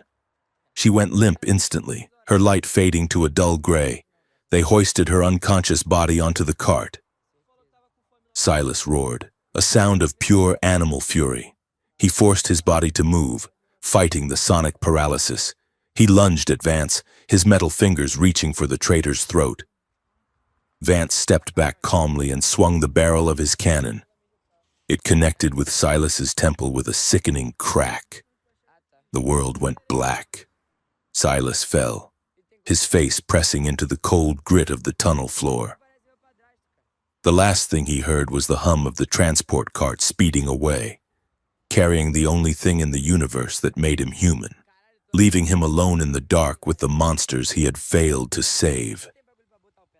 The headache was a physical weight, a dense, throbbing iron sphere lodged somewhere behind Silas Thorne's left eye. He woke to the taste of copper and dust. The tunnel was silent. The transport cart was gone. Lyra was gone. Silas pushed himself up from the cold grit of the rail line. His biomechanical arm whined in protest, the servos grinding against the accumulated filth. He checked the charge on his internal battery. 12%. Enough to walk. Enough to kill. He did not run after the cart. He knew the speed of those magnetic rails. Vance and the governor's Praetorians were already miles away. Safe inside the mountain fortress that loomed over the colony like a vulture's nest, Silas turned and began to walk. Not forward, but back. Back toward the light. Back to Oakhaven. It took him 6 hours to limp out of the Badlands. The sun was setting when he reached the perimeter of the village. The terraforming well was groaning, its rhythmic thumping sounding like a dying heartbeat. Oakhaven had changed. The streets were not empty, but they were quiet with a tense, vibrating silence. The holographic screens in the shop windows, which usually played mindless advertisements for synthetic rations, were dark. The broadcast Silas and Lyra had uploaded from the lab had been cut, but not before the images had seared themselves into the collective memory of the town. Silas walked down the main street. He looked like a nightmare dug up from a shallow grave. His coat was shredded, his face caked in dried blood and black grease, his metal arm exposed and sparking. A militia guard stood outside the general store. He saw Silas approaching. The boy, he was barely 20, raised his rifle. His hands were shaking. "Halt!" the boy shouted. His voice cracked. You are under arrest," the governor said. Silas did not stop. He kept walking, his heavy boots slamming against the hard-packed earth. "Get out of my way, kid," Silas said. His voice was a low rumble, barely louder than the wind, but it carried. The boy lowered the rifle. He looked at Silas's face, really looked at him, and saw something that wasn't the monster Father Jerome had preached about. He saw a man who had nothing left to lose. The boy stepped aside. Silas pushed open the doors of the Rusty Spur, the only saloon in town. The room went dead silent, every face turned toward him. Miners, farmers, mechanics, the people who had thrown stones at him 3 days ago, the people who had called him a beast. Silas walked to the center of the room and slammed his good hand onto a table. The wood groaned. "You saw the pictures," Silas said. He looked around the room, meeting their eyes one by one. "You saw the tanks, you saw the children." A murmuring ripple went through the crowd. "That was a trick," a voice shouted from the back. It was Father Jerome. The priest stood near the bar, clutching a cross, but he looked smaller today. His authority was fraying at the edges, a fabrication by the alien witch. Silas turned slowly to face him. "A trick?" Silas asked. He reached into his pocket and pulled out a data chip he had ripped from the console before the grenade hit. He tossed it onto the bar. It projected a small, flickering hologram. It was a manifesto, a budget report from the governor's office. "Read the line item." "Jerome," Silas said cold and hard, "mass reassignment protocol. It lists the quota for the next harvest. They are not asking for volunteers. They are coming for the surplus population." Silas turned back to the crowd. "They called me a monster," he said. "They told you I was dangerous because I have metal in my skin. They used your fear of me to keep you looking at the ground while they stole your future from the sky." He took a step toward the miners. "If the regime can label one man a monster," Silas said, his voice rising, filling the room, "then they can label any child an experiment. If they can sell me for parts, they can sell your sons and daughters for livestock." The silence that followed was not fearful. It was heavy with realization. Doc Aris stood up from a corner booth. He wiped his mouth with a napkin and walked over to stand beside Silas. "He is right," Eris said. "I have treated the water sickness for 10 years. It is not a bug. It is a suppression agent. They are weakening us so we cannot fight back when the trucks come." A young woman stood up. Silas recognized her. She was a mechanic who worked on the atmospheric scrubbers. She had grease under her fingernails and anger in her eyes. "My brother disappeared last year," she said quietly. "They said he went to the orbital academy. We never heard from him again." She picked up a heavy wrench from her belt. "I am going with him," she said. One by one, they stood. Not everyone. The cowards stayed seated. Jerome slipped out the back door. But the people who had been broken by the colony's crushing weight, the youth, the tired workers, the ones who had seen the truth in the broadcast, stood up. Silas looked at them. It was a small army, maybe 20 people. They had wrenches, hunting rifles, and mining lasers. They were not soldiers, but they were angry. "We are not going to a protest." Silas warned them. "We are going to a slaughterhouse. Then let's shut it down," Eris said. The governor's citadel was not designed to keep an army out. It was designed to impress. It sat on a shelf of granite halfway up the Razorback Peak, a gleaming structure of glass and white composite that looked down on the dusty colony like a god on a throne. Silas lay on a ridge 500 yards out, looking through the scope of a borrowed surveyor's rifle. The wind whipped at his coat, beside him. Eris adjusted the frequency on a handheld radio. "The perimeter is guarded by automated turrets," Silas said. "And inside, he has the Praetorians. We can jam the turrets," the young mechanic, whose name was Kale, whispered. "If we tap into the geothermal vents under the foundation, we can trigger a steam blowout. The thermal sensors will go blind." "Do it," Silas said. Suddenly a voice crackled in Silas's ear. It was not Eris. It was a direct injection into his neural link. "Mr. Thorne, you are a difficult man to kill." Silas tapped the side of his head. "Who is this?" "This is Counselor Holloway. I am speaking to you from the orbital station High Point." Silas stiffened. Holloway was a name he had seen in the stolen files. A rival shareholder. A shark swimming in the same tank as the governor. "I see you are gathered outside Valerius's little toy castle," Holloway continued, his voice smooth as oil. "I can help you. Mr. Thorne, I can lower the shields. I can open the front door. Valerius has become a liability. His handling of the project is sloppy. We want him removed." Silas looked at the gleaming white walls. He thought of Lyra inside. "And what is the price?" Silas asked. "The girl," Holloway said, "and the prototype data in your head. You deliver the asset Lyra to my shuttle team, and we will let you live. You can be the hero of Oakhaven. We will even install a new water pump." Silas felt a cold rage settle in his stomach. It would be so easy. He could save the village. He could save his own skin. All he had to do was trade one form of slavery for another. "I am not a hero," Silas said, "and I am not a merchant. Don't be a fool.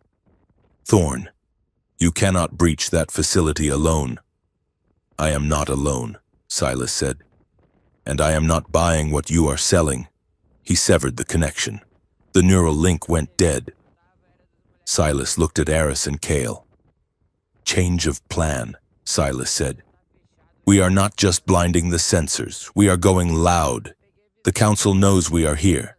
We have to move before they send reinforcements from orbit." He pointed to the massive ventilation intake on the south face of the mountain. "Kale, blow the vents. Eris, take the team and hit the main gate. Make noise. Draw their fire, and what are you going to do?" Eris asked. Silas checked the charge on his metal arm. "I am going to knock on the back door, inside the citadel." The grand hall was prepared for a celebration. It was a grotesque parody of a wedding. Banners of red and gold hung from the ceiling. 100 guests, corporate liaisons, wealthy off-worlders, and the colony's elite collaborators sat at round tables drinking crystal wine. At the head of the room, on a raised dais, Governor Valerius stood in a suit that cost more than the entire annual budget of Oakhaven. He was a handsome man with a smile that never reached his eyes. Beside him stood Lyra. She had been washed, scrubbed, and dressed in a gown of shimmering stiff fabric that looked less like clothing and more like a cage. Her hair was pinned up in an intricate, painful style. She wore a collar of platinum around her neck, a piece of jewelry that was unmistakably a restraint. "Ladies and gentlemen," Valerius announced, raising his glass, "tonight, we do not just celebrate a union, we celebrate the future. The integration of the Vane lineage with our own robust colonial stock marks the beginning of the Apex era." He gestured to Lyra. She stood rigid, her face pale but her eyes burning with a defiance that the sedatives they had given her could not extinguish. Valerius leaned in, gripping her arm tight enough to bruise. "Say something to the guests, my dear. Tell them how happy you are to be the mother of the new world." Lyra stepped up to the microphone. She looked out at the sea of expectant, greedy faces. She swayed slightly, fighting the drug in her system.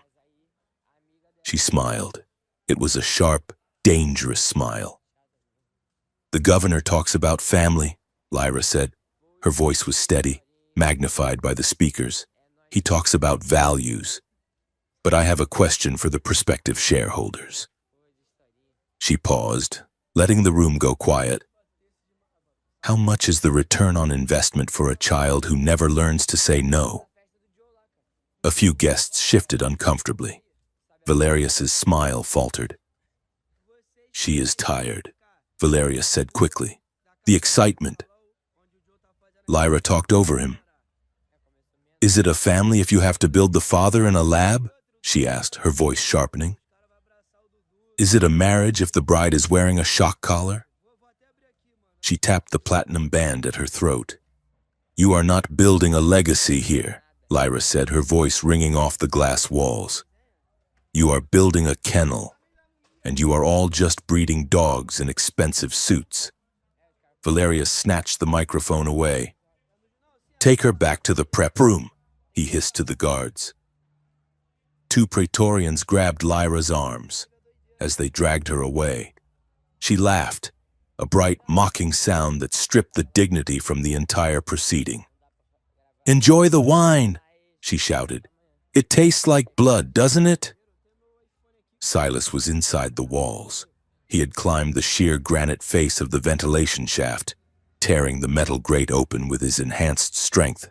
He dropped into the maintenance corridor, his boots ringing on the metal. The alarms were already screaming. Eris and the villagers had started their assault on the main gate. He could hear the distant thumping of explosions. Silas moved fast. He knew the layout. The download from the lab had given him the blueprints. He bypassed the main security hub and headed straight for the lower levels. The research wing. That was where the records were. That was where they would keep the next phase of the nightmare. He kicked open the door to the central server bank. 2 technicians looked up in terror. "Leave," Silas growled. They ran. Silas approached the main terminal. He didn't need to hack it.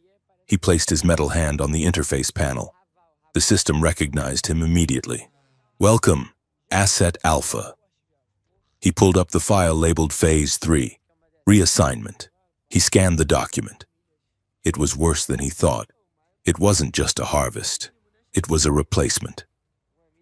The plan was to sterilize the baseline population of the colony through the water supply and replace them entirely with the hybrid workforce within 2 generations. Silas downloaded it all, every memo, every chemical formula, every name. He pulled his hand back, the data secure in his internal drive. Now he had the weapon. Now he just needed the girl. He sprinted toward the residential wing. He rounded a corner and ran straight into a squad of 3 Praetorians. "Target acquired," the lead soldier said. Silas didn't slow down. He didn't shoot. He charged. He hit the lead soldier like a battering ram. The impact shattered the soldier's breastplate. Silas spun, his metal arm moving faster than the human eye could follow. He backhanded the second soldier, sending him flying into the wall with a bone-crunching thud. The third soldier raised his rifle.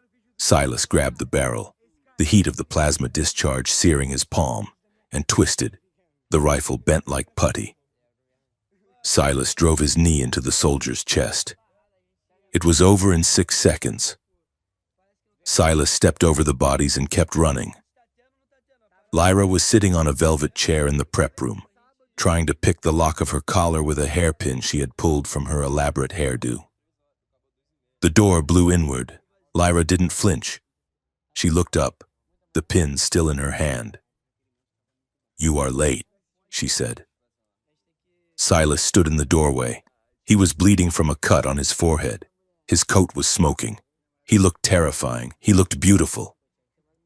"I hit traffic," Silas said. He crossed the room in 2 strides. He dropped to his knees in front of her. He didn't touch the collar. He cupped her face in his hands, his thumbs tracing her cheekbones. "Are you hurt?" he demanded. His voice was raw. Lyra shook her head. "Just my pride. And this dress, it is a structural disaster." Silas looked at the platinum collar. "Hold still," he said. He gripped the metal band with his prosthetic hand. He focused. The servos whined. He applied pressure, not just brute force, but a calculated torsion he had learned from breaking open tank hatches. The metal groaned. Then, with a sharp snap, the lock gave way. Lyra pulled the collar off and threw it across the room. She took a deep breath, rubbing her neck. Then she threw her arms around Silas. It wasn't like the kiss in the lab. This was fierce. It was grounding. She buried her face in his neck, breathing in the smell of ozone and sweat and blood. "I thought they had you," she whispered. "They tried," Silas said, holding her tight. "They offered me a deal. The council wanted to trade you for a pardon." "And?" Lyra asked, pulling back to look at him. "And I told them I don't trade," Silas said. He leaned his forehead against hers. "Lyra, the files I found, they are going to kill everyone. We have the proof, but we have to get it to the transmitter on the roof." Lyra nodded. She ripped the heavy skirt of her gown, tearing it to her knees so she could move. She kicked off her high heels. "Let's go," she said. "Wait," Silas said. He looked at her, his eyes searching hers. The adrenaline was high. The danger was imminent, but he needed to say it. He needed to be sure. Us, he said, gesturing between them. "This isn't the programming. You know that, right? I am not doing this because I was built to protect the asset." Lyra reached up and touched his scar. "I know," she said. "The programming wants you to obey. You are here to destroy. That is not obedience, Silas. That is love." She kissed him quickly, hard. "And I love you, you big metallic idiot. Now let's go save the world." They burst out of the room. The hallway was chaos. Smoke filled the air. The sound of gunfire echoed from the lower levels. Eris and the team were pushing hard. They fought their way to the elevator. Silas took point, his rifle barking, dropping guards with precise, non-lethal shots to the legs and shoulders. He didn't want to kill the grunts. He wanted the head of the snake. They reached the roof. The wind was howling. The transmission dish sat on the far side of the landing pad. But blocking their path was Valerius. The governor stood by his private shuttle, flanked by his personal elite guard, 6 massive armored soldiers with heavy chain guns. "So," Valerius shouted over the wind. The monster and the bride. You really think you can stop the tide with a few stolen files? Silas pushed Lyra behind him. We are not stopping the tide. Valerius, Silas yelled back. We are breaking the dam. Kill them. Valerius screamed. The guards opened fire. Silas moved. He didn't run for cover. He activated the overload capacitor in his arm. It was a suicide move, something that would fuse his neural connections if he held it too long. He slammed his hand into the deck plating. A shockwave of electromagnetic energy exploded outward. It wasn't enough to kill, but it was enough to scramble the targeting computers of the chain guns. The weapons jammed. Run! Silas shouted to Lyra. Lyra sprinted for the transmitter. Silas charged the guards. He was a whirlwind of steel and fury. He fought not like a soldier, but like a father protecting his home. He used the jammed guns as clubs. He threw men off the roof. Lyra reached the console. She jammed the chip Silas had given her into the slot. Transmission initiated. The computer chirped. Valerius saw what she was doing. He pulled a pistol from his jacket and aimed at her back. No! Silas roared. He broke away from the last guard. He didn't have time to reach her. He threw himself into the line of fire. The bullet struck Silas in the shoulder, spinning him around. He hit the deck. Silas! Lyra screamed. She didn't stop the upload. She hit the final key. Broadcast sent. Then she turned and threw a knife, a dinner knife she had palmed from the banquet table. It flew end over end and struck Valerius in the hand. He dropped the gun, howling. Lyra ran to Silas. He was groaning, clutching his shoulder. It was a flesh wound, but he was exhausted. The shuttle engines roared to life. Valerius, bleeding and panicked, scrambled into the cockpit. He is running. Silas rasped. Let him go, Lyra said, pulling Silas up. Look. She pointed to the sky. Above the colony, the massive holographic billboards that usually showed the governor's face were changing. The file was playing. The details of the sterilization plan, the names of the children taken, and down in the valley, the lights of Oakhaven were blinking out as the power grid surged. But then, flares began to light up. Red flares, the signal of distress, the signal of uprising. We did it, Lyra said, tears streaming down her face. Suddenly, a siren louder than any before split the air. It came from the orbital stations above. A deep, mechanical voice boomed from the sky, echoing off the mountains. Alert, martial law declared. Governor Valerius has been suspended. Colonial Command assumes direct control. Silas and Lyra looked up. Dark shapes were descending from the clouds. Dropships, heavy cruisers. Not the governor's private security, this was the corporate fleet. The voice continued, cold and final. Silas Thorne and Lyra Vane are designated as Class 1 existential threats to human sovereignty. Kill on sight. Repeat, kill on sight. Silas stood up, swaying. He leaned on Lyra. She wrapped her arm around his waist, supporting his weight. They stood on the edge of the roof, the wind whipping their clothes, watching the armada descend. They are bringing the war to us, Silas said. Lyra looked at the ships, then at Silas. Her eyes were fierce. Good, she said. We have plenty of ammunition. She looked down at the courtyard below, where Eris and the villagers were loading rescued children from the lower labs into stolen trucks. We have what matters, Lyra said. Silas looked down. He saw the children. He saw the future. Yes, he said, we do. He took Lyra's hand. Let's go home. They turned and ran for the service elevator, disappearing into the mountain just as the first orbital bombardment struck the citadel, shattering the glass palace into 1,000,000 diamonds that rained down on the revolution below. The sky above Oakhaven was no longer a vast, empty expanse of indifferent stars. It was a ceiling of fire and steel. The corporate fleet, a collection of heavy cruisers with hulls the color of bruised iron, hung low in the atmosphere, their gravity drives churning the clouds into unnatural storms. They were not here to negotiate. They were here to sterilize the evidence of a decade-long crime. Silas Thorne drove the hijacked transport truck through the shattered remnants of the northern highway. His hands, one flesh and one gleaming chrome, gripped the wheel with a force that threatened to snap the column.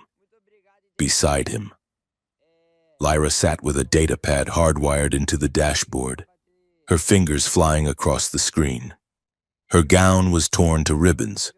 Her feet were bare and bleeding, but her face held the terrifying calm of a queen who had decided to burn down her own castle to save the people inside. "We have 3 minutes before the orbital bombardment grid aligns with the broadcast towers," Lyra said. Her voice was steady, cutting through the roar of the engine and the distant thud of artillery. "If we do not seize the frequency by then, the truth dies with us."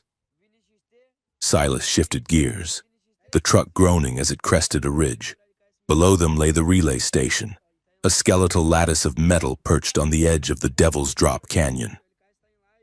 "We will make it," Silas said. He looked in the rearview mirror.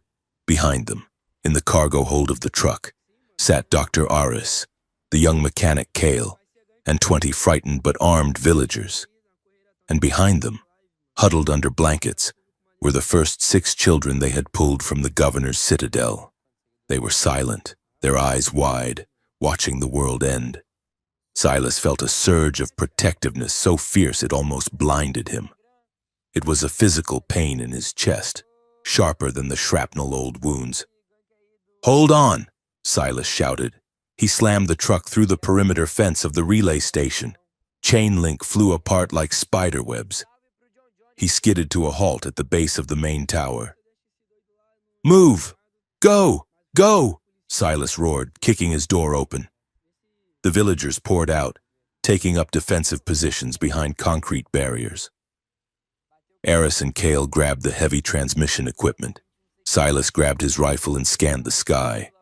A dropship was screaming down from the cruiser directly above, its retro rockets turning the night air into steam. "They are sending a suppression squad," Silas yelled. "Buy us time. Aris." Silas and Lyra sprinted for the control bunker. The door was sealed, a heavy maglock glowing red. Silas didn't bother with codes. He grabbed the handle with his metal hand. He engaged the hydraulic overdrive. The servos screamed, a high-pitched whine that set his teeth on edge. The metal warped, then sheared. He ripped the door off its hinges and threw it aside. They ran inside. The room was a mess of wires and blinking lights. Lyra plugged the data chip into the primary uplink. "The system is fighting me," she said, her eyes darting across the monitors. "The governor has a lockout protocol. It is routed through the terraforming core. He is trying to isolate the colony." "Override it," Silas said, watching the door. "I need more power," Lyra said.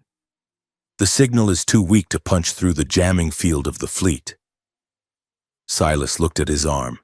He looked at the heavy power cables running into the main transmitter. "Use me," he said. Lyra froze. She looked at him. "Silas, that amount of voltage, it will fry your neural interface. It could kill you." "Do it," Silas commanded. He grabbed the live cable and stripped the insulation with his teeth, spitting out the rubber. He wrapped the bare copper around his metal wrist. Lyra hesitated for 1 second. Then she saw the resolve in his eyes. She typed the command. "Bridge established." She whispered. Silas screamed. It was not a scream of fear. It was the sound of a man becoming a conduit for lightning.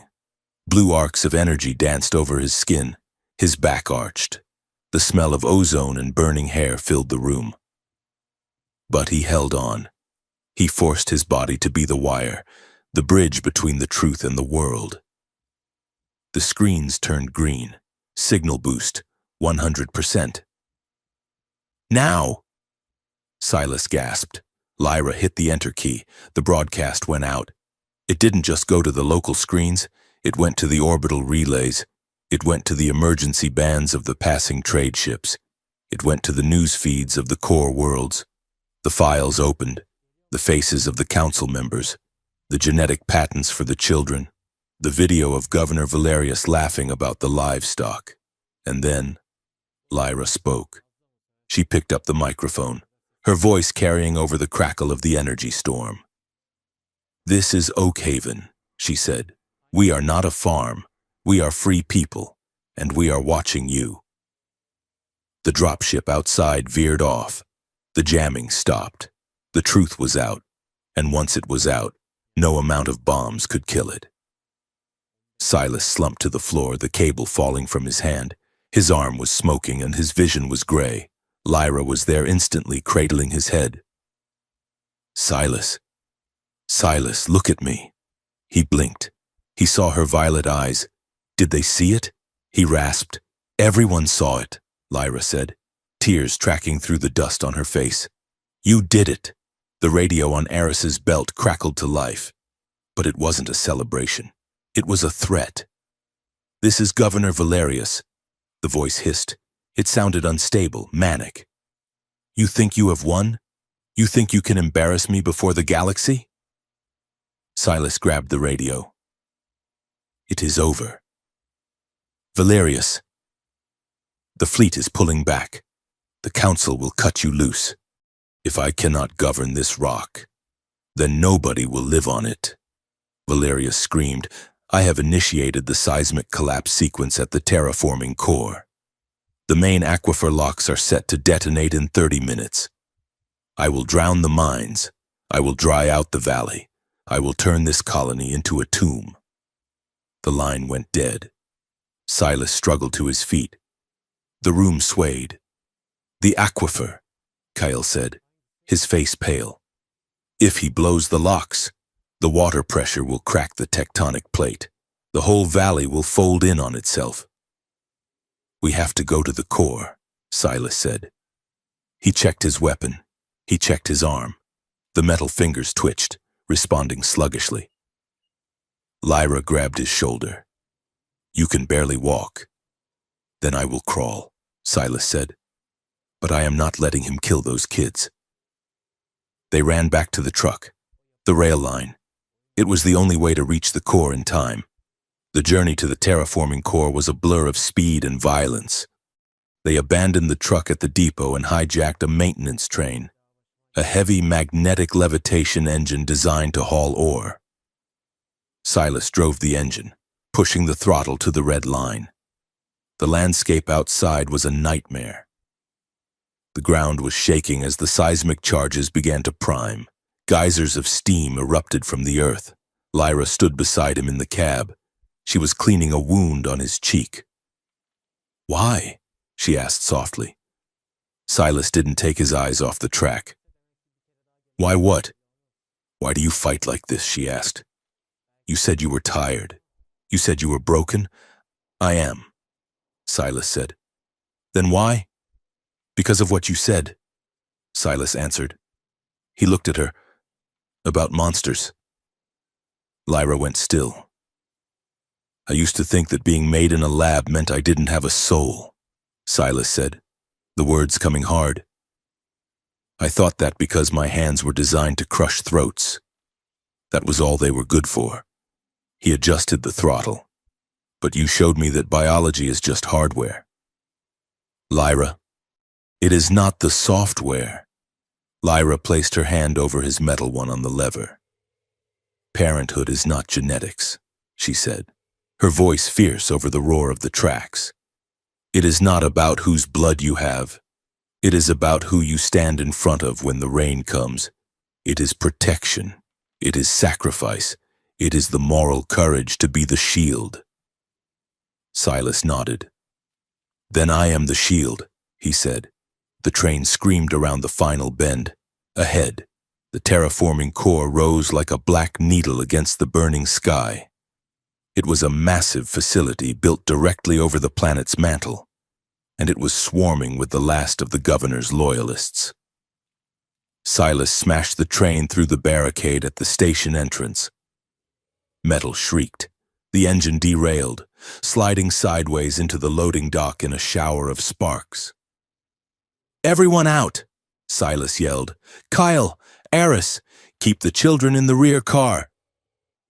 Guard them with your lives." Silas and Lyra leaped from the wreckage. They ran toward the main airlock. Bullets struck the concrete around them. A squad of Praetorians held the entrance. Silas didn't stop. He didn't take cover. He activated the last reserves of his combat stimulants. The world slowed down. He moved with a terrifying, fluid grace. He was a machine of war. But his target was peace. He disarmed the first guard. He knocked the second one unconscious.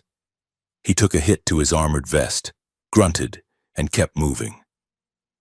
Lyra was right behind him, not hiding but fighting. She used the environment, closing blast doors on enemies, venting steam to blind them. She was not a damsel. She was a partner. They burst into the control hub. It was a circular room suspended over a glowing pit of magma. The heat was unbearable. In the center, standing at the master console, was Governor Valerius. He held a detonator in his hand. "Stay back!" Valerius shrieked. He looked deranged. His suit was torn, his eyes wild. "One more step and I blow the locks." Silas stopped. He leveled his rifle. "Put it down." "Valerius, no!" Valerius yelled. "The council has abandoned me. The fleet is leaving. They are going to blame me for everything." "They are going to blame you because you did it," Lyra said, stepping forward. Her voice was calm, cutting through the hysteria. Valerius pointed the detonator at her.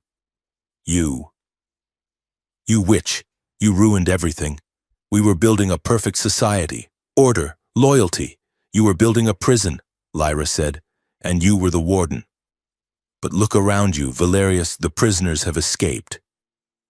She gestured to the screens on the wall. They showed the village of Oakhaven. The people were not cowering, they were marching. They were surrounding the militia stations. They were tearing down the propaganda banners. "You have lost," Lyra said. Valerius's hand shook. "If I lose, everyone loses," he whispered. He pressed his thumb down on the button. Silas didn't shoot. If Valerius dropped the detonator, the dead man's switch would trigger it. Instead, Silas did the only thing he could do. He threw his rifle aside and sprinted. He tackled Valerius just as the governor's thumb depressed the switch. The console beeped. Sequence initiated. Collapse in 10 seconds. Silas slammed Valerius into the railing, knocking him cold. The detonator skittered across the floor and fell into the magma pit. But the countdown continued. 9, 8. The room began to shake violently. The mag locks on the aquifer groaned. Silas dragged himself to the console. "It is hard locked," Silas yelled. "The manual override is fused." Lyra looked at the interface. "It needs a biometric key," she said. "It needs the governor's handprint." Valerius was unconscious, 10 feet away. There was no time. "No," Silas said, staring at the screen. "It doesn't need the governor. It needs the administrator." He looked at his hand. The metal hand. The hand that had been built by the same company that built this facility. The hand that contained the master override codes in its deepest, most restricted firmware. "Silas, no!" Lyra screamed. She knew what he was thinking. To interface with the core directly without a buffer, it would burn out his neural pathways. It would wipe him. "I have to," Silas said. He looked at her. For 1 second, the chaos stopped. He memorized her face, the way her hair fell across her eyes, the fierceness of her love. "Build something good." "Lyra," he said. He slammed his metal hand onto the interface spike. The pain was not like before, when it was not fire, when it was white, blinding silence. Silas felt his mind being pulled apart. He felt the code of the facility invading his memories. He saw the water rushing through the pipes. He saw the magma bubbling. He saw the kill switch. He grabbed the code with his mind and he crushed it. He poured every ounce of his will, every year of his suffering, every hope he had for the children outside, into the command. Abort! He screamed silently. Stop! The machine fought him. It tried to burn him out. But Silas was not alone. In the white silence, he felt a hand, a small, warm hand. Lyra had grabbed his other arm. She wasn't letting go. She was grounding him. She was sharing the load, her own bioenergy flowing into him, stabilizing his heart. Together, they pushed. Override accepted. The sirens cut off. The shaking stopped. The red lights on the console turned to a steady, cool blue. Silas fell back, gasping for air. His metal arm was black and lifeless. The servos fused solid, but he was alive. He looked up. Lyra was kneeling over him, sobbing with relief. You idiot, she cried, kissing his soot-stained forehead. You absolute stubborn idiot. I stopped it, Silas wheezed. We stopped it, she corrected. A noise at the door made them turn. It wasn't soldiers. It was the villagers. Kyle and Eris stood there, weapons lowered. And behind them, peeking through the legs of the adults, were the children, the hybrid children. They looked at Silas. They looked at the man with the metal arm who had stopped the world from ending. They didn't look scared. The corporate council did not stay to fight. They were businessmen, not warriors. When the files went public, when the stock prices plummeted, when the Interstellar Alliance declared the Oakhaven colony a protected humanitarian zone, the fleet simply turned around and left. They abandoned Valerius. They abandoned the project. They ran to protect their profit margins in other systems, leaving a threat hanging over the future, a reminder that the war against greed is never truly over. But the battle for Oakhaven was won. Valerius was arrested by the village militia. He was not executed. He was put in a cell with a window that looked out over the playground they were building for the children he had tried to erase. 3 months later, the dust had settled. The terraforming well was being repaired, not by corporate drones, but by the people.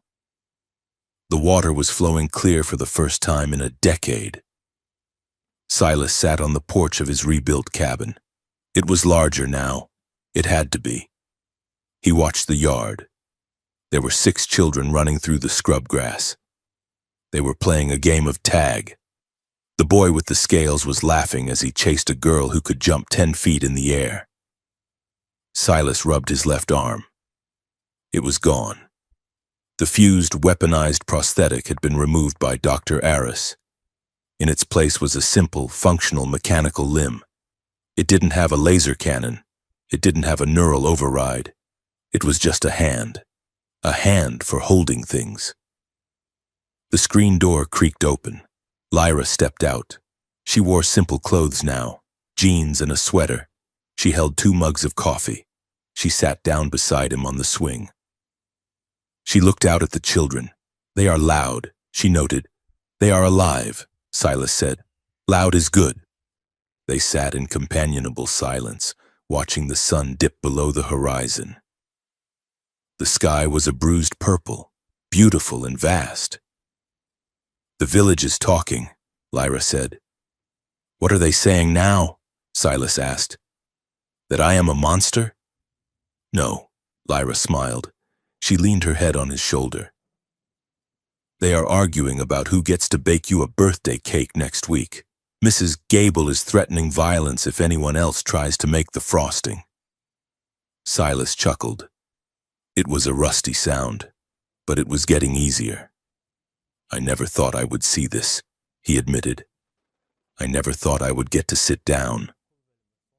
You earned the seat, Silas. One of the smaller children, a girl with eyes that were entirely black, tripped and skinned her knee. She started to cry. Silas was up before he thought about it. He moved to the yard, kneeling down. He scooped the girl up. "It is okay," he rumbled softly. "It is just a scratch. We will fix it." The girl sniffled, looking at him. "You are big," she whispered. "I am," Silas agreed. "Are you scary?" she asked. Silas paused. He looked at his new mechanical hand. He looked at the scars that still crisscrossed his face. "I used to be," he said. Lyra walked up behind him. She put a bandage on the girl's knee and kissed the top of her head. Then she looked at Silas. Her eyes were bright, filled with the same fearless humor that had saved his life in the desert. She leaned in close, so only he could hear. "Village calls you monster," she whispered, her voice turning the old taunt into a sacred vow. She watched him hold the child, his big, rough presence forming a fortress of safety around the small life in his arms. "But the monster is retired," she said softly, "and the daddy is doing just fine." Silas looked at her. He looked at the family they had built out of the wreckage. He felt the weight of the past lift, carried away by the wind. He pulled Lyra close, holding the future in his arms. "I am just fine," he repeated. And for the first time in his life, Silas Thorne believed it.